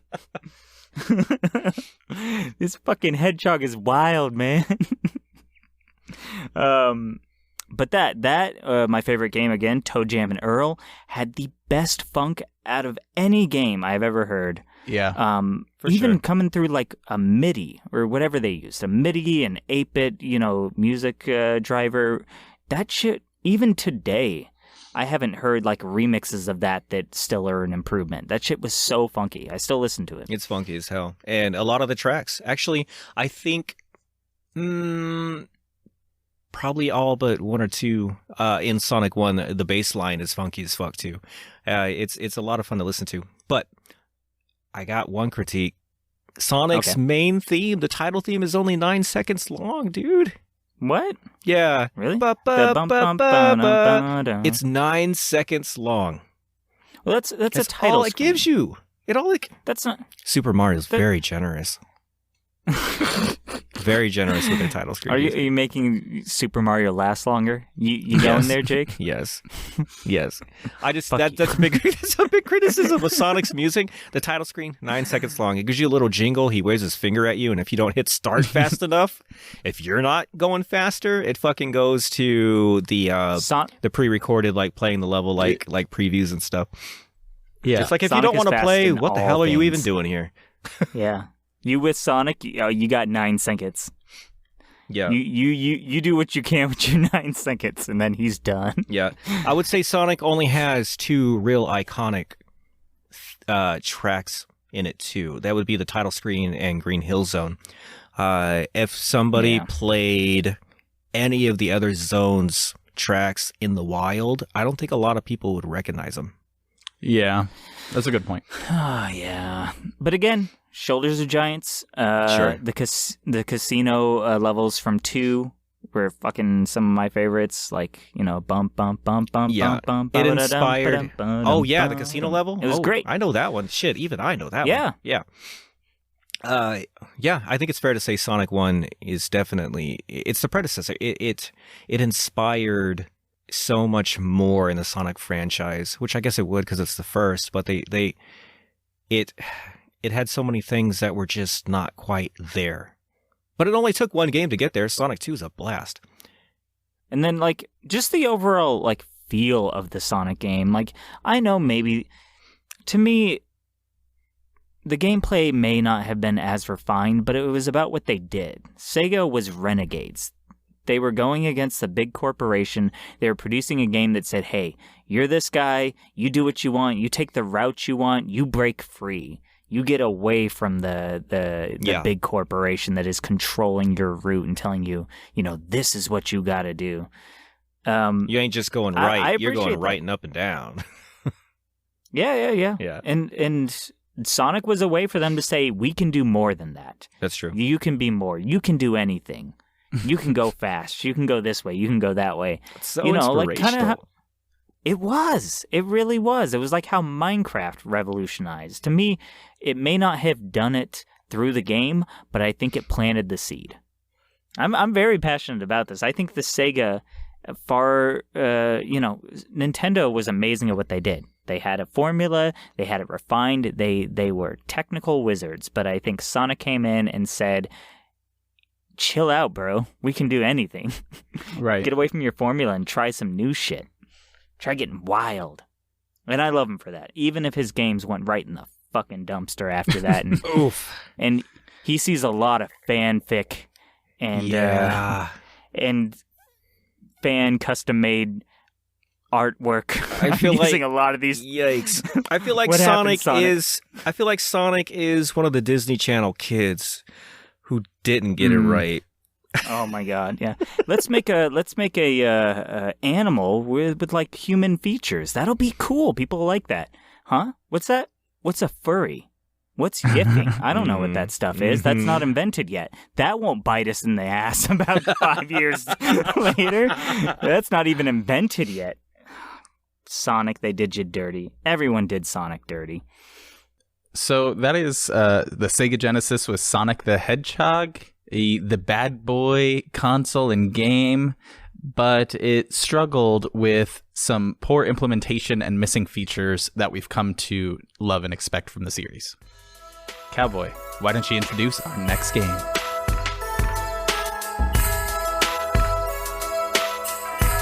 The second contender in tonight's matchup is Super Mario World for the Super Nintendo.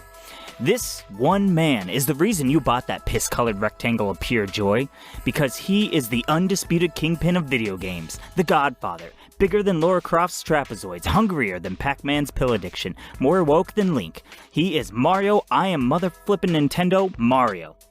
You heard that right. Mario is his first and last canonically.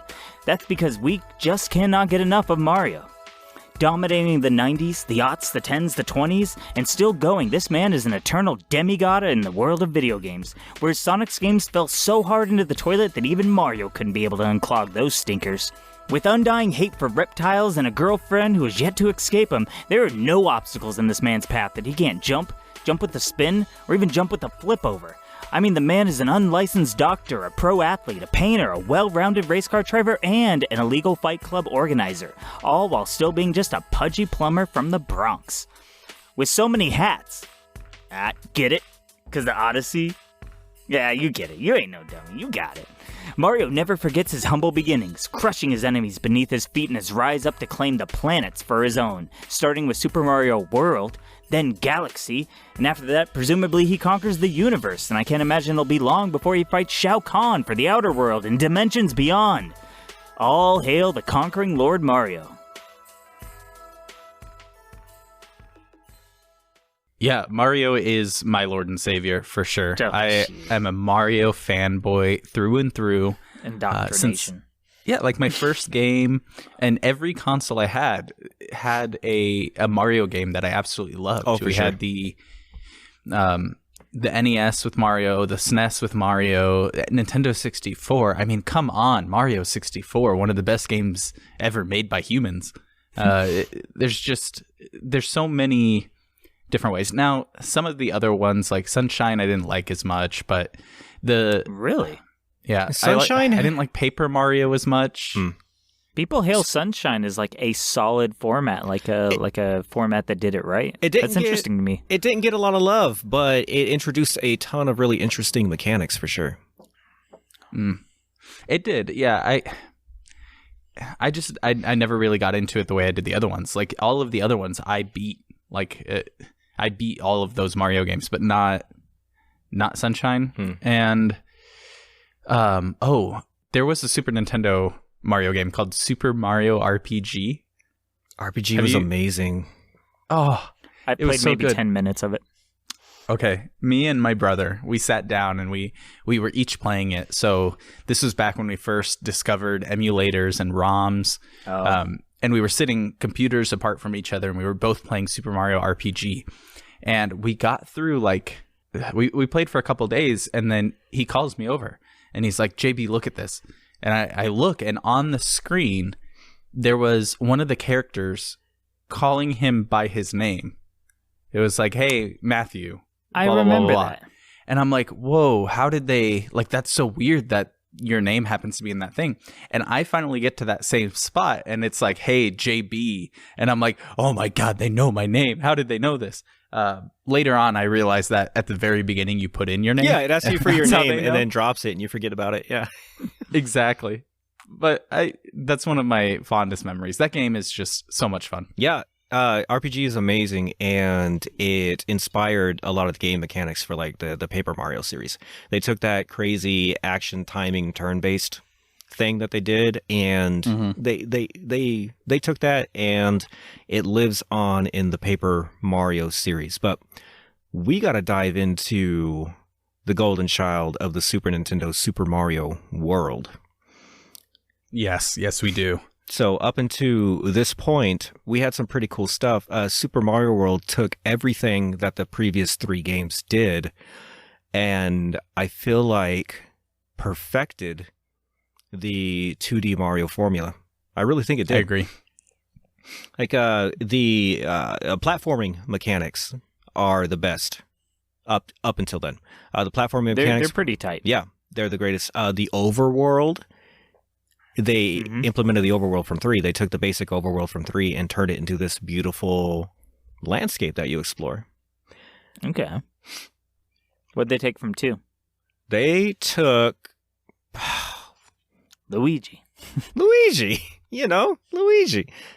They took. Was World the debut of Yoshi? It was. Yeah, it was. Yeah. I don't know what they took from 2. They took some wild shit with a lot of new characters and stuff, maybe, because 2 had a lot of fun, weird characters, and they brought that back for World, I think.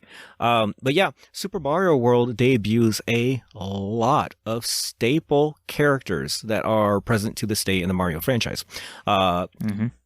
Bowser's original kids, like Iggy, Ludwig. Yeah. Etc. Oh no, everyone but Bowser Jr. Really. They introduced Yoshi. Dude, you guys remember jumping on Yoshi for the first time? Game changer. Yeah.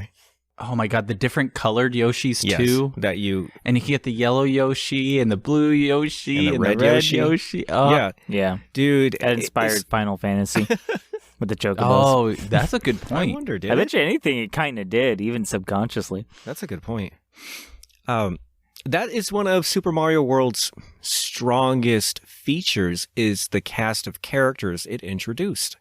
All those cool characters. And the bad guys, I would say compared to Sonic had some really well-drawn sprites. Like, the bad guys looked really cool, but they didn't have a ton of personality. Nope. The fish swam, one of them maybe jumped, some walked around. But the Super Mario World, it has like 30 plus bad guys with all their own behaviors and lots of really cool stuff. Like, Super Mario World introduced all the crazy different styles of booze.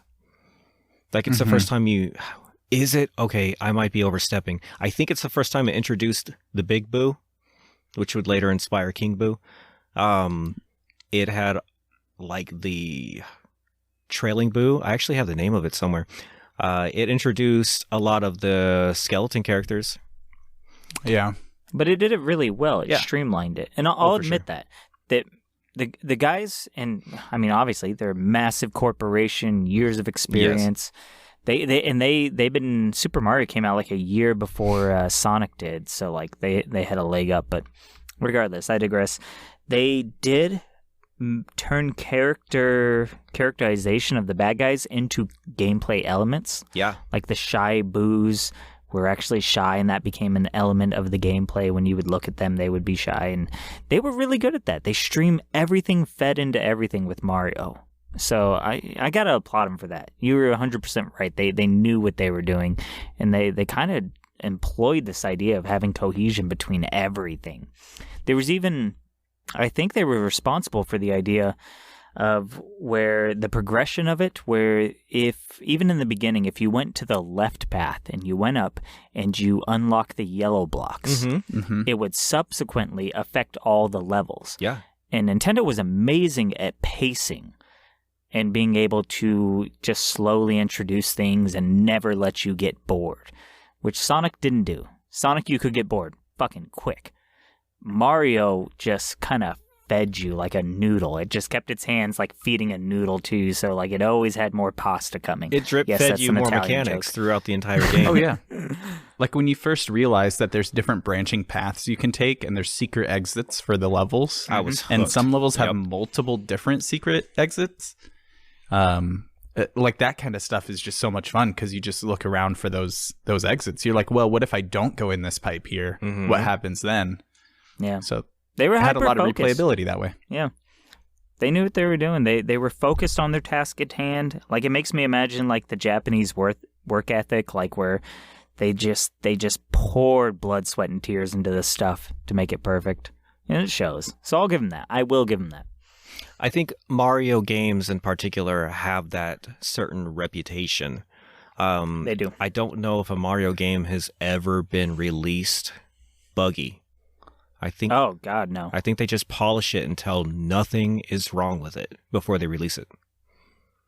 It's hard to dig up dirt on Mario. It really is hard to dig up dirt. They fucking shine that motherfucker up. Yeah, it really is. I want to touch on the branching paths and stuff like that again as well. So levels individually, we already touched on it. Sonic, if you compared one level to one level, Sonic's levels are amazingly more detailed and more fun to get through. Super Mario World made simple levels come together in their overworlds, in the different lands. It wasn't islands. It was the different lands.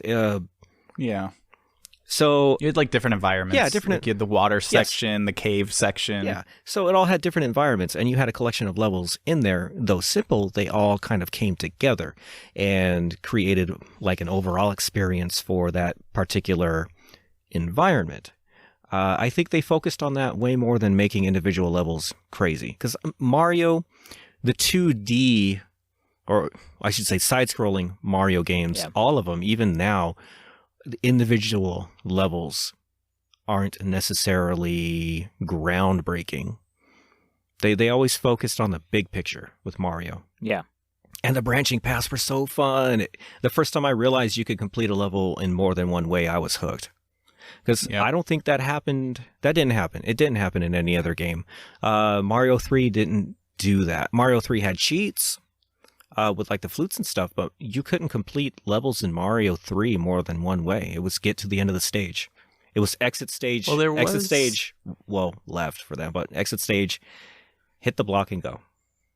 There was the original Mario for the NES. I think it was the original one where you could jump above a screen and run across, and you get to the teleportation level. Yeah. So I guess that was the closest thing. They really leaned on that. I think that was one of the most iconic features of that game. Mm-hmm. And then moving that over to Super Mario World, I think they did a great job at saying, let's just do this, but more. Oh, yeah, absolutely. Speaking of that, so there's... Mario is like a well-known speedrunning game. Like it's one of the most ran games of all time. Super Mario World is no exception either. And that I got real into the speedrunning scene for that one as well. I think that's like my new thing now that I talk about with games. But there was I sent you guys a message on Discord with my original time. Mm-hmm. The first time I tried to speedrun it, doing the shortest exit possible. So it's like you go up into the water level, you do the secret exit to that, which takes you to the ghost level. And then there's a secret exit to that, which will take you to Star Road. Star Road, yeah. And then you go through Star Road, you make it to Bowser's Castle, right? Yeah. Or not Star Road, Star Road. It's Star Road.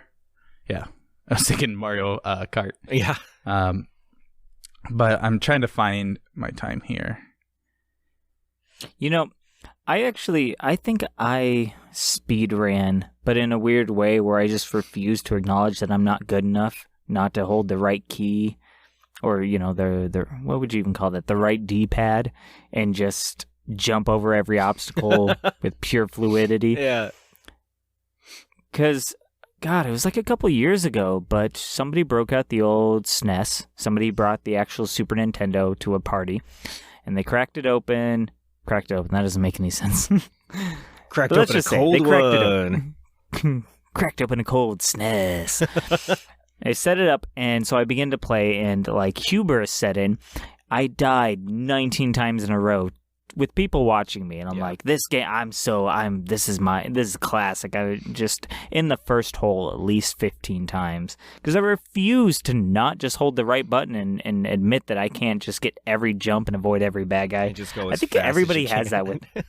Yeah, I just led W key, except it was a led right D-pad, and I think everybody's that way with Mario. There's such a thing like everyone's like, I grew up on this game. I know it. I've perfected it. Everybody has that memory. And then that same Koopa just wipes the fucking floor with you, and then you miss time to jump, and then you jump and a flying Koopa gets you. Yeah, that's the Mario gameplay loop, dude. I do want to say, though, that Mario, especially World, is outstanding for its super subtle like mechanics. Like some of the early implementations of Coyote Time, the ability to be able to jump slightly after the ledge ends, and inertia, and holding A to like have your jump only last as long as you hold it, and to put just the touches that kind of have this real life velocity to it. Yeah. Where when you let go of A, it just doesn't stop like a brick. Like there's some, still slightly declining rise and descend. Like Mario pioneered the idea of implementing those mechanics without anybody noticing, so it would feel natural. So I'll give that. Yeah, absolutely. Shoot, Mario's the granddaddy of all platformers, man. All platformers walk in Mario's shadow, I guess. Yeah. Even when I was playing Sonic, I realized that even back in the day, I was running up an incline and I jumped, and it catapults me at a perfect 45. And then it also reduces my speed when I'm running uphill, and I'm like, this isn't natural. Programmers had to go in and simulate these physics of like the angle you will jump at based on the angle of the curve that you're currently running up at. Yeah. I'm like, that's impressive for early games. Like how many bits in that? 16, 32? 16. And they were simulating like trajectories and shit. Yeah. That's more impressive than any of us could realize as kids. Like, we didn't care. We just cared that it worked. JB, you had something about speedruns. I still want to hear that. Yeah. So my original time was 22 minutes, 7 seconds. So that was my original first time I tried speedrunning through it.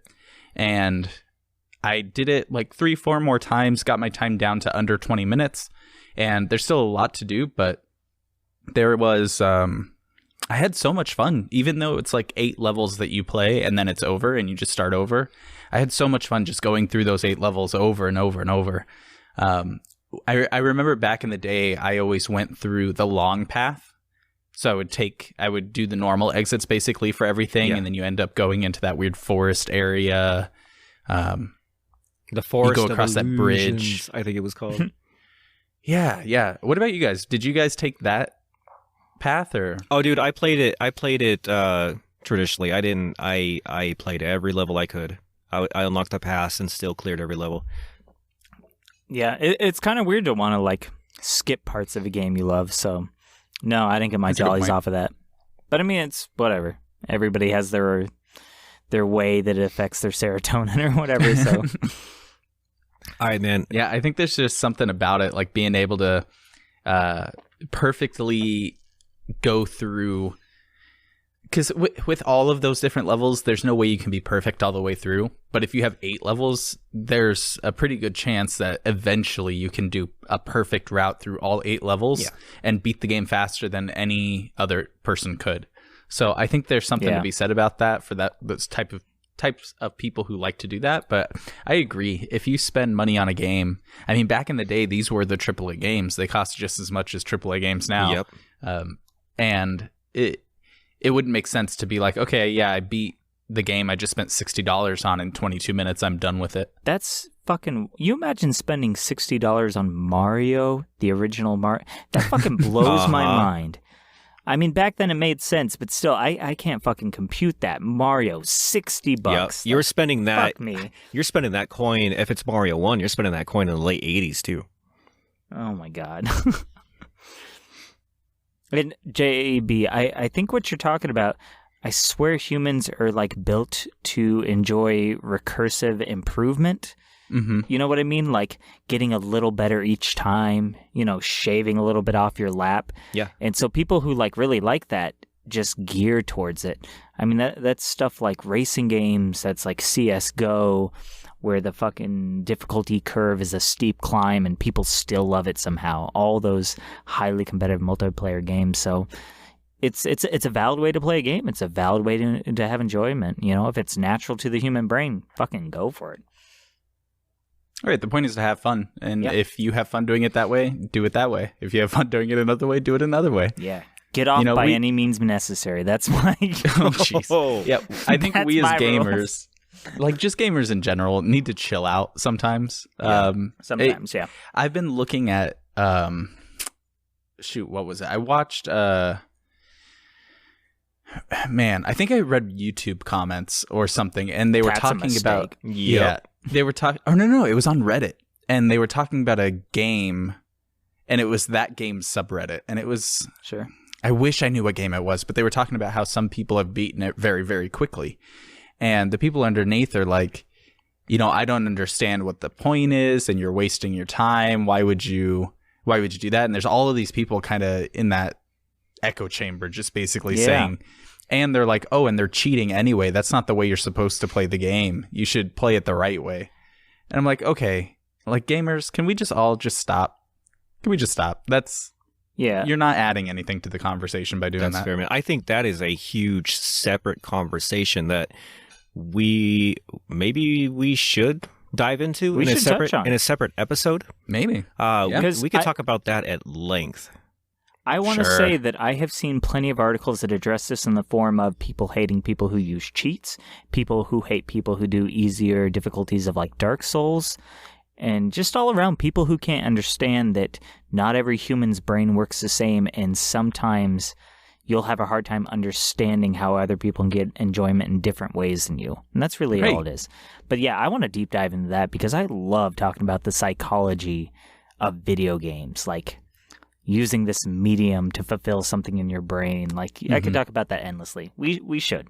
Yeah, I think we should as well. we could touch on that on a separate episode for sure. Do you guys? Ooh, or we If could do you it guys- for a I Patreon mean- exclusive. If the boss, If you want to. if the boss lets If us. you want to, yeah. Do you guys remember what game we're talking about? Super Mario Mario. World. Okay, just wanted to make sure. All right, so We're talking about Clay Fighter. Oh, Killer that Instinct. game. all right, Cowboy, I want you Yes. to talk about the music for Super Mario World. I don't want to talk about Let's do Mario. it. Let's have a conversation about how many memorable tracks Super Mario World has in its game and how dynamic the music is as you play I through wanna the levels. It's not bad. Again, Sega has produced some of my favorite music, and I'm going to say I have this weird theory. I'm going to see if you guys agree with me. There is this weird thing where some of my favorite games of all time, and across any genre, across any platform, always have my favorite music. Final Fantasy VII has amazing music. It's an amazing RPG, and it's one of my favorites. Same for Sonic. Same for what I mentioned, Toe Jam and Earl. How much do you think music really like plays into that? To like, A lot. it's tries to get an emotion out of you, and if you love a game, that's an emotion. Are you Am I being like? Are you asking how much we think music plays into Fandom, love of a game, A ton, dude. how you react to a game. a ton? Music, music in itself and video game music is an art form in itself, and music evokes stronger emotions in a person than visuals usually do, unless the Yeah. visuals are exceptionally strong, or it's usually But- they have to be a visual has to be very powerful to evoke a true emotion in somebody. But music is a huge tool to convey a tone, to make a person feel a certain way in a certain moment in the game. Yeah. No, definitely agree. And so my question is, how much weight do you think that carries? 50%? 30%, 25%, because I feel like it's high. I feel like it's like 50% sometimes. Wait, just because of a trend I see. Wait in what? How good a game is? Your or love like for the game. The love of a game? Emotional appeal. Yeah. Because most games you don't love logically. You love emotionally, you know? Right, it's just a feeling. Nostalgia is never like a calculated thing. Like, oh, Mario. Yes, I remember that the game mechanics were 98% perfect, and that was my favorite game calculator. No, it says you just have these flashbacks to how you felt when you played it. All of my favorite games also have really good music. Like they all do. I don't have a favorite game that has mediocre or no music or boring music. I can remember the tracks to all of my favorite games. So I think it weighs a lot. Exactly. Mario bores the shit out of me with its music. I don't like it. Really? Okay. Okay. I fucking set you up fucker. here. The first tracks, you got your classic Mario. I'll give it up. That's some good samba. Who you guys know the song? What's the song? Classic. Sing it for me. The title track? Which one? Title track. Are you talking Mario 1 or Super Mario? Oh, yeah. Sure. That's a fucking banger, dude. Yeah. Any generation, I don't give a shit. After that, I can't tell you what the music sounds like for 3, World, 64. I can barely remember it. It doesn't impact me. And I don't know if that's part of why I don't like it or if it's, So the music, meh. What was the original question? What did you think of the What music? did you think of the music? Perfect. And I think you've answered it. I want to make sure I was going too off base. I think your words were cutting, to say the least. It didn't. It felt like too focused. It felt like maybe it had too much music theory in it, not enough genuine, Roll with it. or personality. Like imperfections sometimes are better than not. And I couldn't get that from it. So, man, I just don't feel the same way with the music. I'm very passionate about the music in games. I thought, Super Mario World's music, they're not bangers. Not a single one of them. You can't take the Super Mario soundtrack and fucking throw it in the mix at a rave, and everyone's just like, "Fuck yeah!" They're not. What they do is set a really cheerful, happy tone. It's Super Mario World is about having a good time, and it's about it's about adventure and having a good time, and it's lighthearted, it's cheery, it gets you going. The music, again, I'm going to say it. The music in Super Mario World is also dynamic. It changes whether you're on or off of Yoshi. Yeah. Whenever you're on Yoshi, they add another layer of percussion, like bongos. Because remember in the 90s, caveman games and dinosaur games always had a lot of like fucking congas and bongos and stuff in them. Yeah, they did. That was a hallmark. Maybe that was easy for like 8-bit games. Maybe bongos were like, But they did that with Yoshi. Yeah, it changes on and off. You can jump on and off of Yoshi, and it dynamically changes the soundtrack. It also switches tracks whenever you're running out of time. And so Mario has a lot of really dynamic music, and it sets the tone really well, I think. It did set that early, and Sonic does that, but I think it stole it. And here's the thing. You take any Sega game, really, like a lot of them, the major ones, and you make a dubstep remix, you got a fucking banging club remix, dude. You got Euro trance, just out of your mind good music. All right, you can't do that with the bossa nova elevator music of Mario. bet you can't get that. I bet there's a lot of people out there who have tried, and I bet everyone listening to this that knows it is going to be like, no, you are wrong. You are so wrong. I'm wrong? Yeah, I think so. Yeah. Should we have a new segment called Prove Cowboy Wrong? And then we'll just play the dubstep remixes of Mario music. Yes. Those are all forced. Every time I've heard those, you take any remix of the original Mario theme, and it feels so forced. I'm going to say that right now. And that's been Cowboys. Hot take. Hot take of the week. No, dude, It's you're too entitled. formulaic. You're entitled to that. And honestly, if I'm thinking about it objectively, you're making points for sure. For sure. Yeah, I mean, look at the other games that you kind of talked about. So Sonic, Toe Jam and Earl, I think, is the best example because the music there is music. Yeah. It's not like a video game score, which I think is what Mario goes for. Yeah. It's more of a...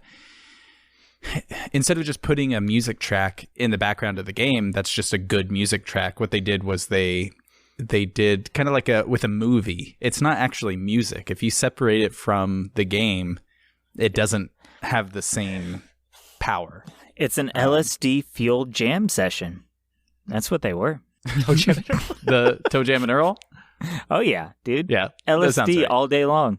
You know it because that was like these were the hip new people making games. What's a game, dude? I don't know. We're on the forefront of technology, dude. We're business dudes in suits doing tons of cocaine and just making music for this wild new technology.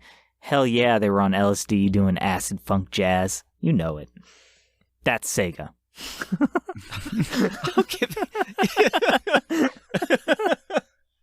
Fuck. All right. Yeah. Hot takes. I'll give it to you. I'll give it to you.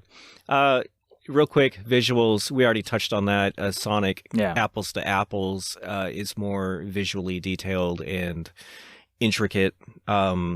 Mario's visuals are basic. The backdrop is just wallpaper. Like Sonic's backdrop moved, like the water. You can see the waterfalls moving, things like that in the backdrop. Music's more on point. Yeah. This is what I love about Super Mario World, though. Do you guys know the story of Super Mario World? Princess, Bowser, There's a little more No. to it. A little more to it. done. Well, hold on. You might just be generalizing, but Buck, no.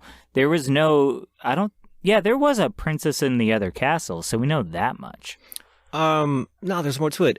Super Mario had more. Super Mario World had more story elements, and it actually also gave you little tidbits every time you destroyed one of the fortresses and stuff like that. And it set it up in the beginning too. Inside the game, you know that Yoshi. Well, there's a call from help where the Yoshis live. Hey, the Yoshis were stolen, and as you go through, it feeds you cool lines about progressing and stuff like that. But it's a Mario game. You know that, well, at this time it's Toadstool. Princess Toadstool is in Bowser's castle.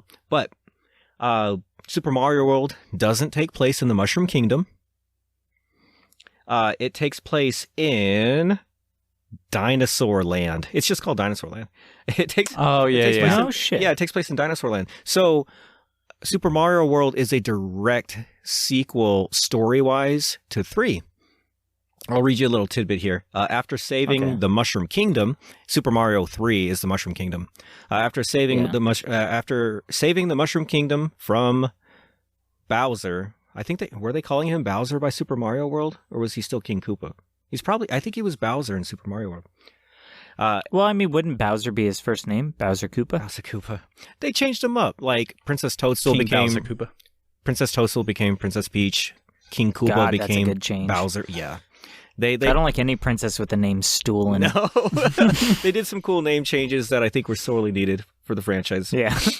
But yeah, after saving the Mushroom Kingdom from Bowser and the rest of the Koopas in Super Mario 3, Mario and Luigi needed to recuperate after their adventures. Together, they agreed that the best place to vacation was a magical place called Dinosaur Land. That's good. So they went on That's a good vacation. place to Super Mario vacation. World starts as a vacation. Mario and Luigi were like, fuck this. We need to get out of here for a little bit. Fuck all these mushrooms. We need to go see dinosaurs. Yeah. That's relaxing. What the fuck? But while Mario and Luigi reclined on the beach for a relaxing nap, Princess Toadstool disappeared, apparently seized by evil forces. I wonder who that was. Theoretically. Yeah, yada, yada, yada. They come upon an egg. It hatches. It's Yoshi saying, hey, they took all my dinosaur buddies, shoved them in magic eggs, and stole them. And I'm pretty sure they stole Peach too. And that's the story. But yeah, there's a little more to it than just the princess is in another castle. They actually kind of compound on what happened in the previous game, which they didn't do in the first two. Interesting. Also, in the story, Yoshi hands Mario a magic cape, and that's where that badass, iconic yellow cape comes from. Story-wise, Yoshi gave it to him. Well, we know it's a magic feather, but... Man, what is Nintendo's magic that a yellow cape becomes iconic? Because I gotta admit, yes, it's iconic. Mm-hmm. Why the fuck is a yellow cape iconic? Why is a fire that lets you throw fireball, or why is a flower that gives you fireball power iconic also? They hit it, man. I've always said that Nintendo is the Disney of the video game world. They're goddamn sorcerers. I don't know how they put all this in my head and make me super fond of it. Like, it's nonsense when you really stop to think about it, isn't it? It's a plumber in a magic land, I know. Eating magic mushrooms and flowers and spitting fire and saving a princess, toadstool. Might as well be named frog poop. Like, it doesn't make any sense. None of it makes sense.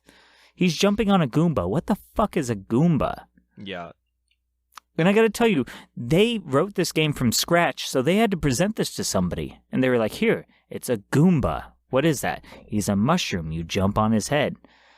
They had to, present this whole fever dream, this hallucinogenic nightmare to somebody, and somebody wrote off on it. And it was amazing, and everyone was right. I don't know how. They said, great. That's great. That's great. Sign it, print it. How is the most popular video game of all time makes zero sense? The legendary video game is just, I don't know. It does eventually. That poses a really good question. It really does. I think weird has its place in popularity. I think people like a good amount of weird. They don't like things to make 100% sense. They like them to make a lot of sense and have some weird shit in there to keep it interesting. I agree. I think Mario did that interesting perfectly. point. Yeah. Because you have to take some sort of you have to step outside reality a little bit, yeah, for some games. Yep. And I think they do that on purpose because that's how you really get into the game world. And the more you connect with the game world outside of reality, the more enjoyment you're going to have of it, the more you're going to remember it as a good escape. Yeah. And that's what games are. So I think it's a plan that they enacted. A perfect balance. There's enough to latch onto that you recognize it, but enough weird that it intrigues you. Your brain starts saying, what would this world be like with all this weird shit? But there's enough tangible reality to it. Yeah, that's a medium people have always been trying to hit in video games and any alternative kind of art form and entertainment medium. But, sci-fi, fantasy, in the form of books, movies, goes on and on. But yeah, I think you're dead on. I think that's a great theory. All right, that was Super Mario World, the best game in the world, and it's gonna win. I don't care. Hit it, cowboy. Now we know what's good, what's bad, and what matters about each game. And as always, our contenders will be awarded trophies based on the 3 categories of art, game design, and fun factor. And then, with those trophies in mind, we will crown an ultimate victor for today's battle. Before anyone else can interrupt me, I'm going to interrupt myself. Go ahead and take it away, me, with this week's Mini Boss of the Week. This week's mini boss is Dead Cells. From 6-man French dev team Motion Twin, Dead Cells is an action roguelike platformer with thousands of overwhelmingly positive reviews on Steam. This game hits on all the marks needed for a successful roguelite by using a maze-work of procedural levels, a variety of random items dropped through each playthrough, and a slow-building perma-upgrade system that'll help you inch just a little farther on each run. To me, this is a 2D, fast and fun, lightweight Dark Souls. The heavy inspiration is obvious through its challenging enemies, its gloomy gothic atmosphere, and a minimalist storytelling with a mysterious lore that is uncovered in the backdrop. This game is gorgeous to play through, with an excellent color palette, tons of particles and effects, and a unique style for each branching level path you can choose to take. And with an amazing lighting system to boot, it's pure interactive art. The combat is fun to execute, satisfying to master, the dodge roll is effective, and the shields have a timing-perfect parry. You'll become addicted to learning the rhythm and the combos across dozens of unlockable weapons and skills, all of them with that classic Diablo randomized effects that can be synergized across your whole arsenal. There is a lot of replayability in this game. Each run you beat unlocks the next difficulty, with higher stakes but higher rewards, and the game has tons of collectibles and secrets to discover. Now, the game can become a bit of a grind when farming up some of the endless cells that you'll need for the progression elements and a lot of the unlockables, and some of the hordes of enemies and bosses can be very frustrating when you try to surmount them with an underpowered item set, especially if that was all the level provided you. However, any disadvantage can be trumped by skill in Dead Cells, because there's a huge focus on momentum, precision, and reaction timing. It can be difficult at first, but once you become adept at the smooth, responsive controls, you'll become hooked on the feeling of the complete badass ninja that it makes you. So the question is this boss worth the battle? I'm going to say yes, definitely is. The art, fun, and game design of this game are top-notch. So if you're a lover of Dark Souls, Mark of the Ninja, Spelunky, any roguelite genre, this game is a must-have for you. You can go out and buy it now on PC, PS4, Xbox One, or the Switch for $25, and there is the occasional sale bringing it down to $15. So go out and pick it up today and message us. Tell us what you think of it. Now, back to the showdown. All right, ladies and gentlemen, it's the moment you've been waiting for all crazy-ass Christmas podcast. 3 trophies, 2 games, 1 ultimate victor. Up first, it's me with the art trophy. Both contenders today are retro powerhouses. Sonic 1 started a franchise with super detailed levels that just make you want to go fast. And Super Mario World is a celebrated entry in a well-established franchise that introduced a slew of new characters, including the Green Dino himself, Yoshi. When it comes down to creativity involved with zone and level design, Sonic 1 wins by a mile. The levels are frantic, they are insane, and packed with personality. Sonic 1 also takes the lead with more detailed sprite art. Music is also up for debate depending on what you consider good. Looking at you, cowboy. For me, this came down to the creativity involved in the overall package. Super Mario World delivered a host of memorable characters still seen today in modern Mario games, and the overworld was charming and fun to traverse. It also contained vastly more story elements, simple as they were, that made you care about continuing your journey. For this, Super Mario World takes the art trophy. Up next, the game design trophy. Now, some people may forget that Sonic going up against Mario was a bit of the David and Goliath story. Nintendo was already a well-established game-making veteran with an estimated 90% share of the market before both those games released in the early 90s. And in those stories with David and Goliath, we all want to believe in the underdog. But when those stories occur in reality, Goliath wins those battles 9 times out of 10. The unstoppable giant that was Nintendo just knew how to build a game. They had pages and pages of game theory, level design, puzzle ideas that they could bury Sega under. For me, Sonic's implementation of simultaneous co-op beat out Mario's turn-taking, and the levels were so intricately crafted with more scale and options, but Mario had approachability, character control, game pacing. They had it all down to a science. While Sonic was all flash and all fast, it was Mario who took his time, slowly introducing you to new things and prolonging the enjoyment. So before this metaphor gets too sensual, as much as it pains me to say, I gotta give the game design trophy to Super Mario World. And I'll round things out with the Fun Factor trophy. Both of these games brought back a sense of nostalgia and truly immersed me in the 90s, a decade I think we all can agree was a more simpler time. Both games are fun platformers, too. Sonic goes fast, and Mario has power-ups galore. Defeating the final boss feels rewarding in both games and gives you a feeling of accomplishment you don't normally get in many of the games you play today, or maybe that's just me because I don't beat them. If I had 2 trophies to give out, I'd definitely give one to both, as these are 2 games that are some of the best ever made, and I truly enjoyed my time with them the last few weeks. However, I did find myself drawn to one game in particular, either due to my history with the series or the console, or maybe I just thought it was more fun. In either case, my Fun Factor trophy is going to Super Mario World. Super Mario World takes all 3 trophies. No surprise there with Nintendo, the major corporation. However, that does not mean that the Genesis does not stand a chance in tonight's theme, a best 90s gaming bundle to find under the Christmas tree. Let's go ahead and get to tonight's votes to see who the real winner is. Jake. Easy, man. Super Mario World. JB. Super Mario World. And for no fucking use at all, I'm going to say Sonic, best game in the world, takes my vote for the Sega Genesis, best console in the world. And that means that Super Mario wins tonight's battle. TKO for Super Mario World. TKO. Play the fucking music. Boom. Another perfect episode. A perfect Christmas for a perfect podcast. We are the goddamn galactic kings of the universe. Galactic kings of the universe. If I do say so myself. So, humbly, thank you all for listening. JB, I think you have some information for the Franks, the viewers. Sure, absolutely. If you want to reach out to these galactic kings of the universe, feel free. Like, seriously, we want to spread that Christmas cheer and just cheer in general. We're all in this together, right? We're 2020. What a world. So we are available pretty much anywhere anyone's available. Check us out on Twitter at Head to Head Pod. We're on Facebook. We're on Instagram.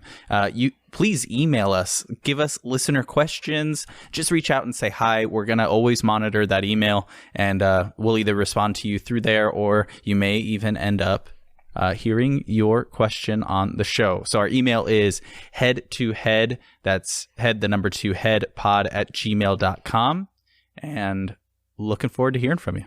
Just remember, when you think head to head, think number 2. Think poo. I want to give a big thanks to Metroid Mike for the use of our theme song, I Can't Break, off of the album Heart of the Juggernaut. Now, so good. This dude made this music with the sound card of a Game Boy. It's legit, dude. There's links in the description to his Bandcamp. Follow this dude on Twitter, too. He's a cool guy. Yeah. He's a solid dude. He does that album for chiptunes for the autistic. Chiptunes for autism. Yeah, he's part of that project too. Yeah. Like, what a thing to do. Yeah. Check him out. Check out Metroid Mike. And I also want to thank you guys for listening to us. Please rate, follow, even consider our Patreon. I know everything's tough, but we want to deliver content. We want to give you as much as possible. So just get at us everywhere you can. We are highly engageable dudes. We are real people. You're real people. Your words matter. So reach out to us. We really want to hear from you. And I'm talking to you, Frank, Bill, Juliet, whatever your name may be. Go ahead and email us and tell us your name. And remember, I love all of you. Now get the fuck out of here. Merry Christmas, everybody! Merry Christmas, everybody! Or Happy Hanukkah. Or Kicking Kwanzaa. Or YOLO Yule. Or Dynamite Diwali.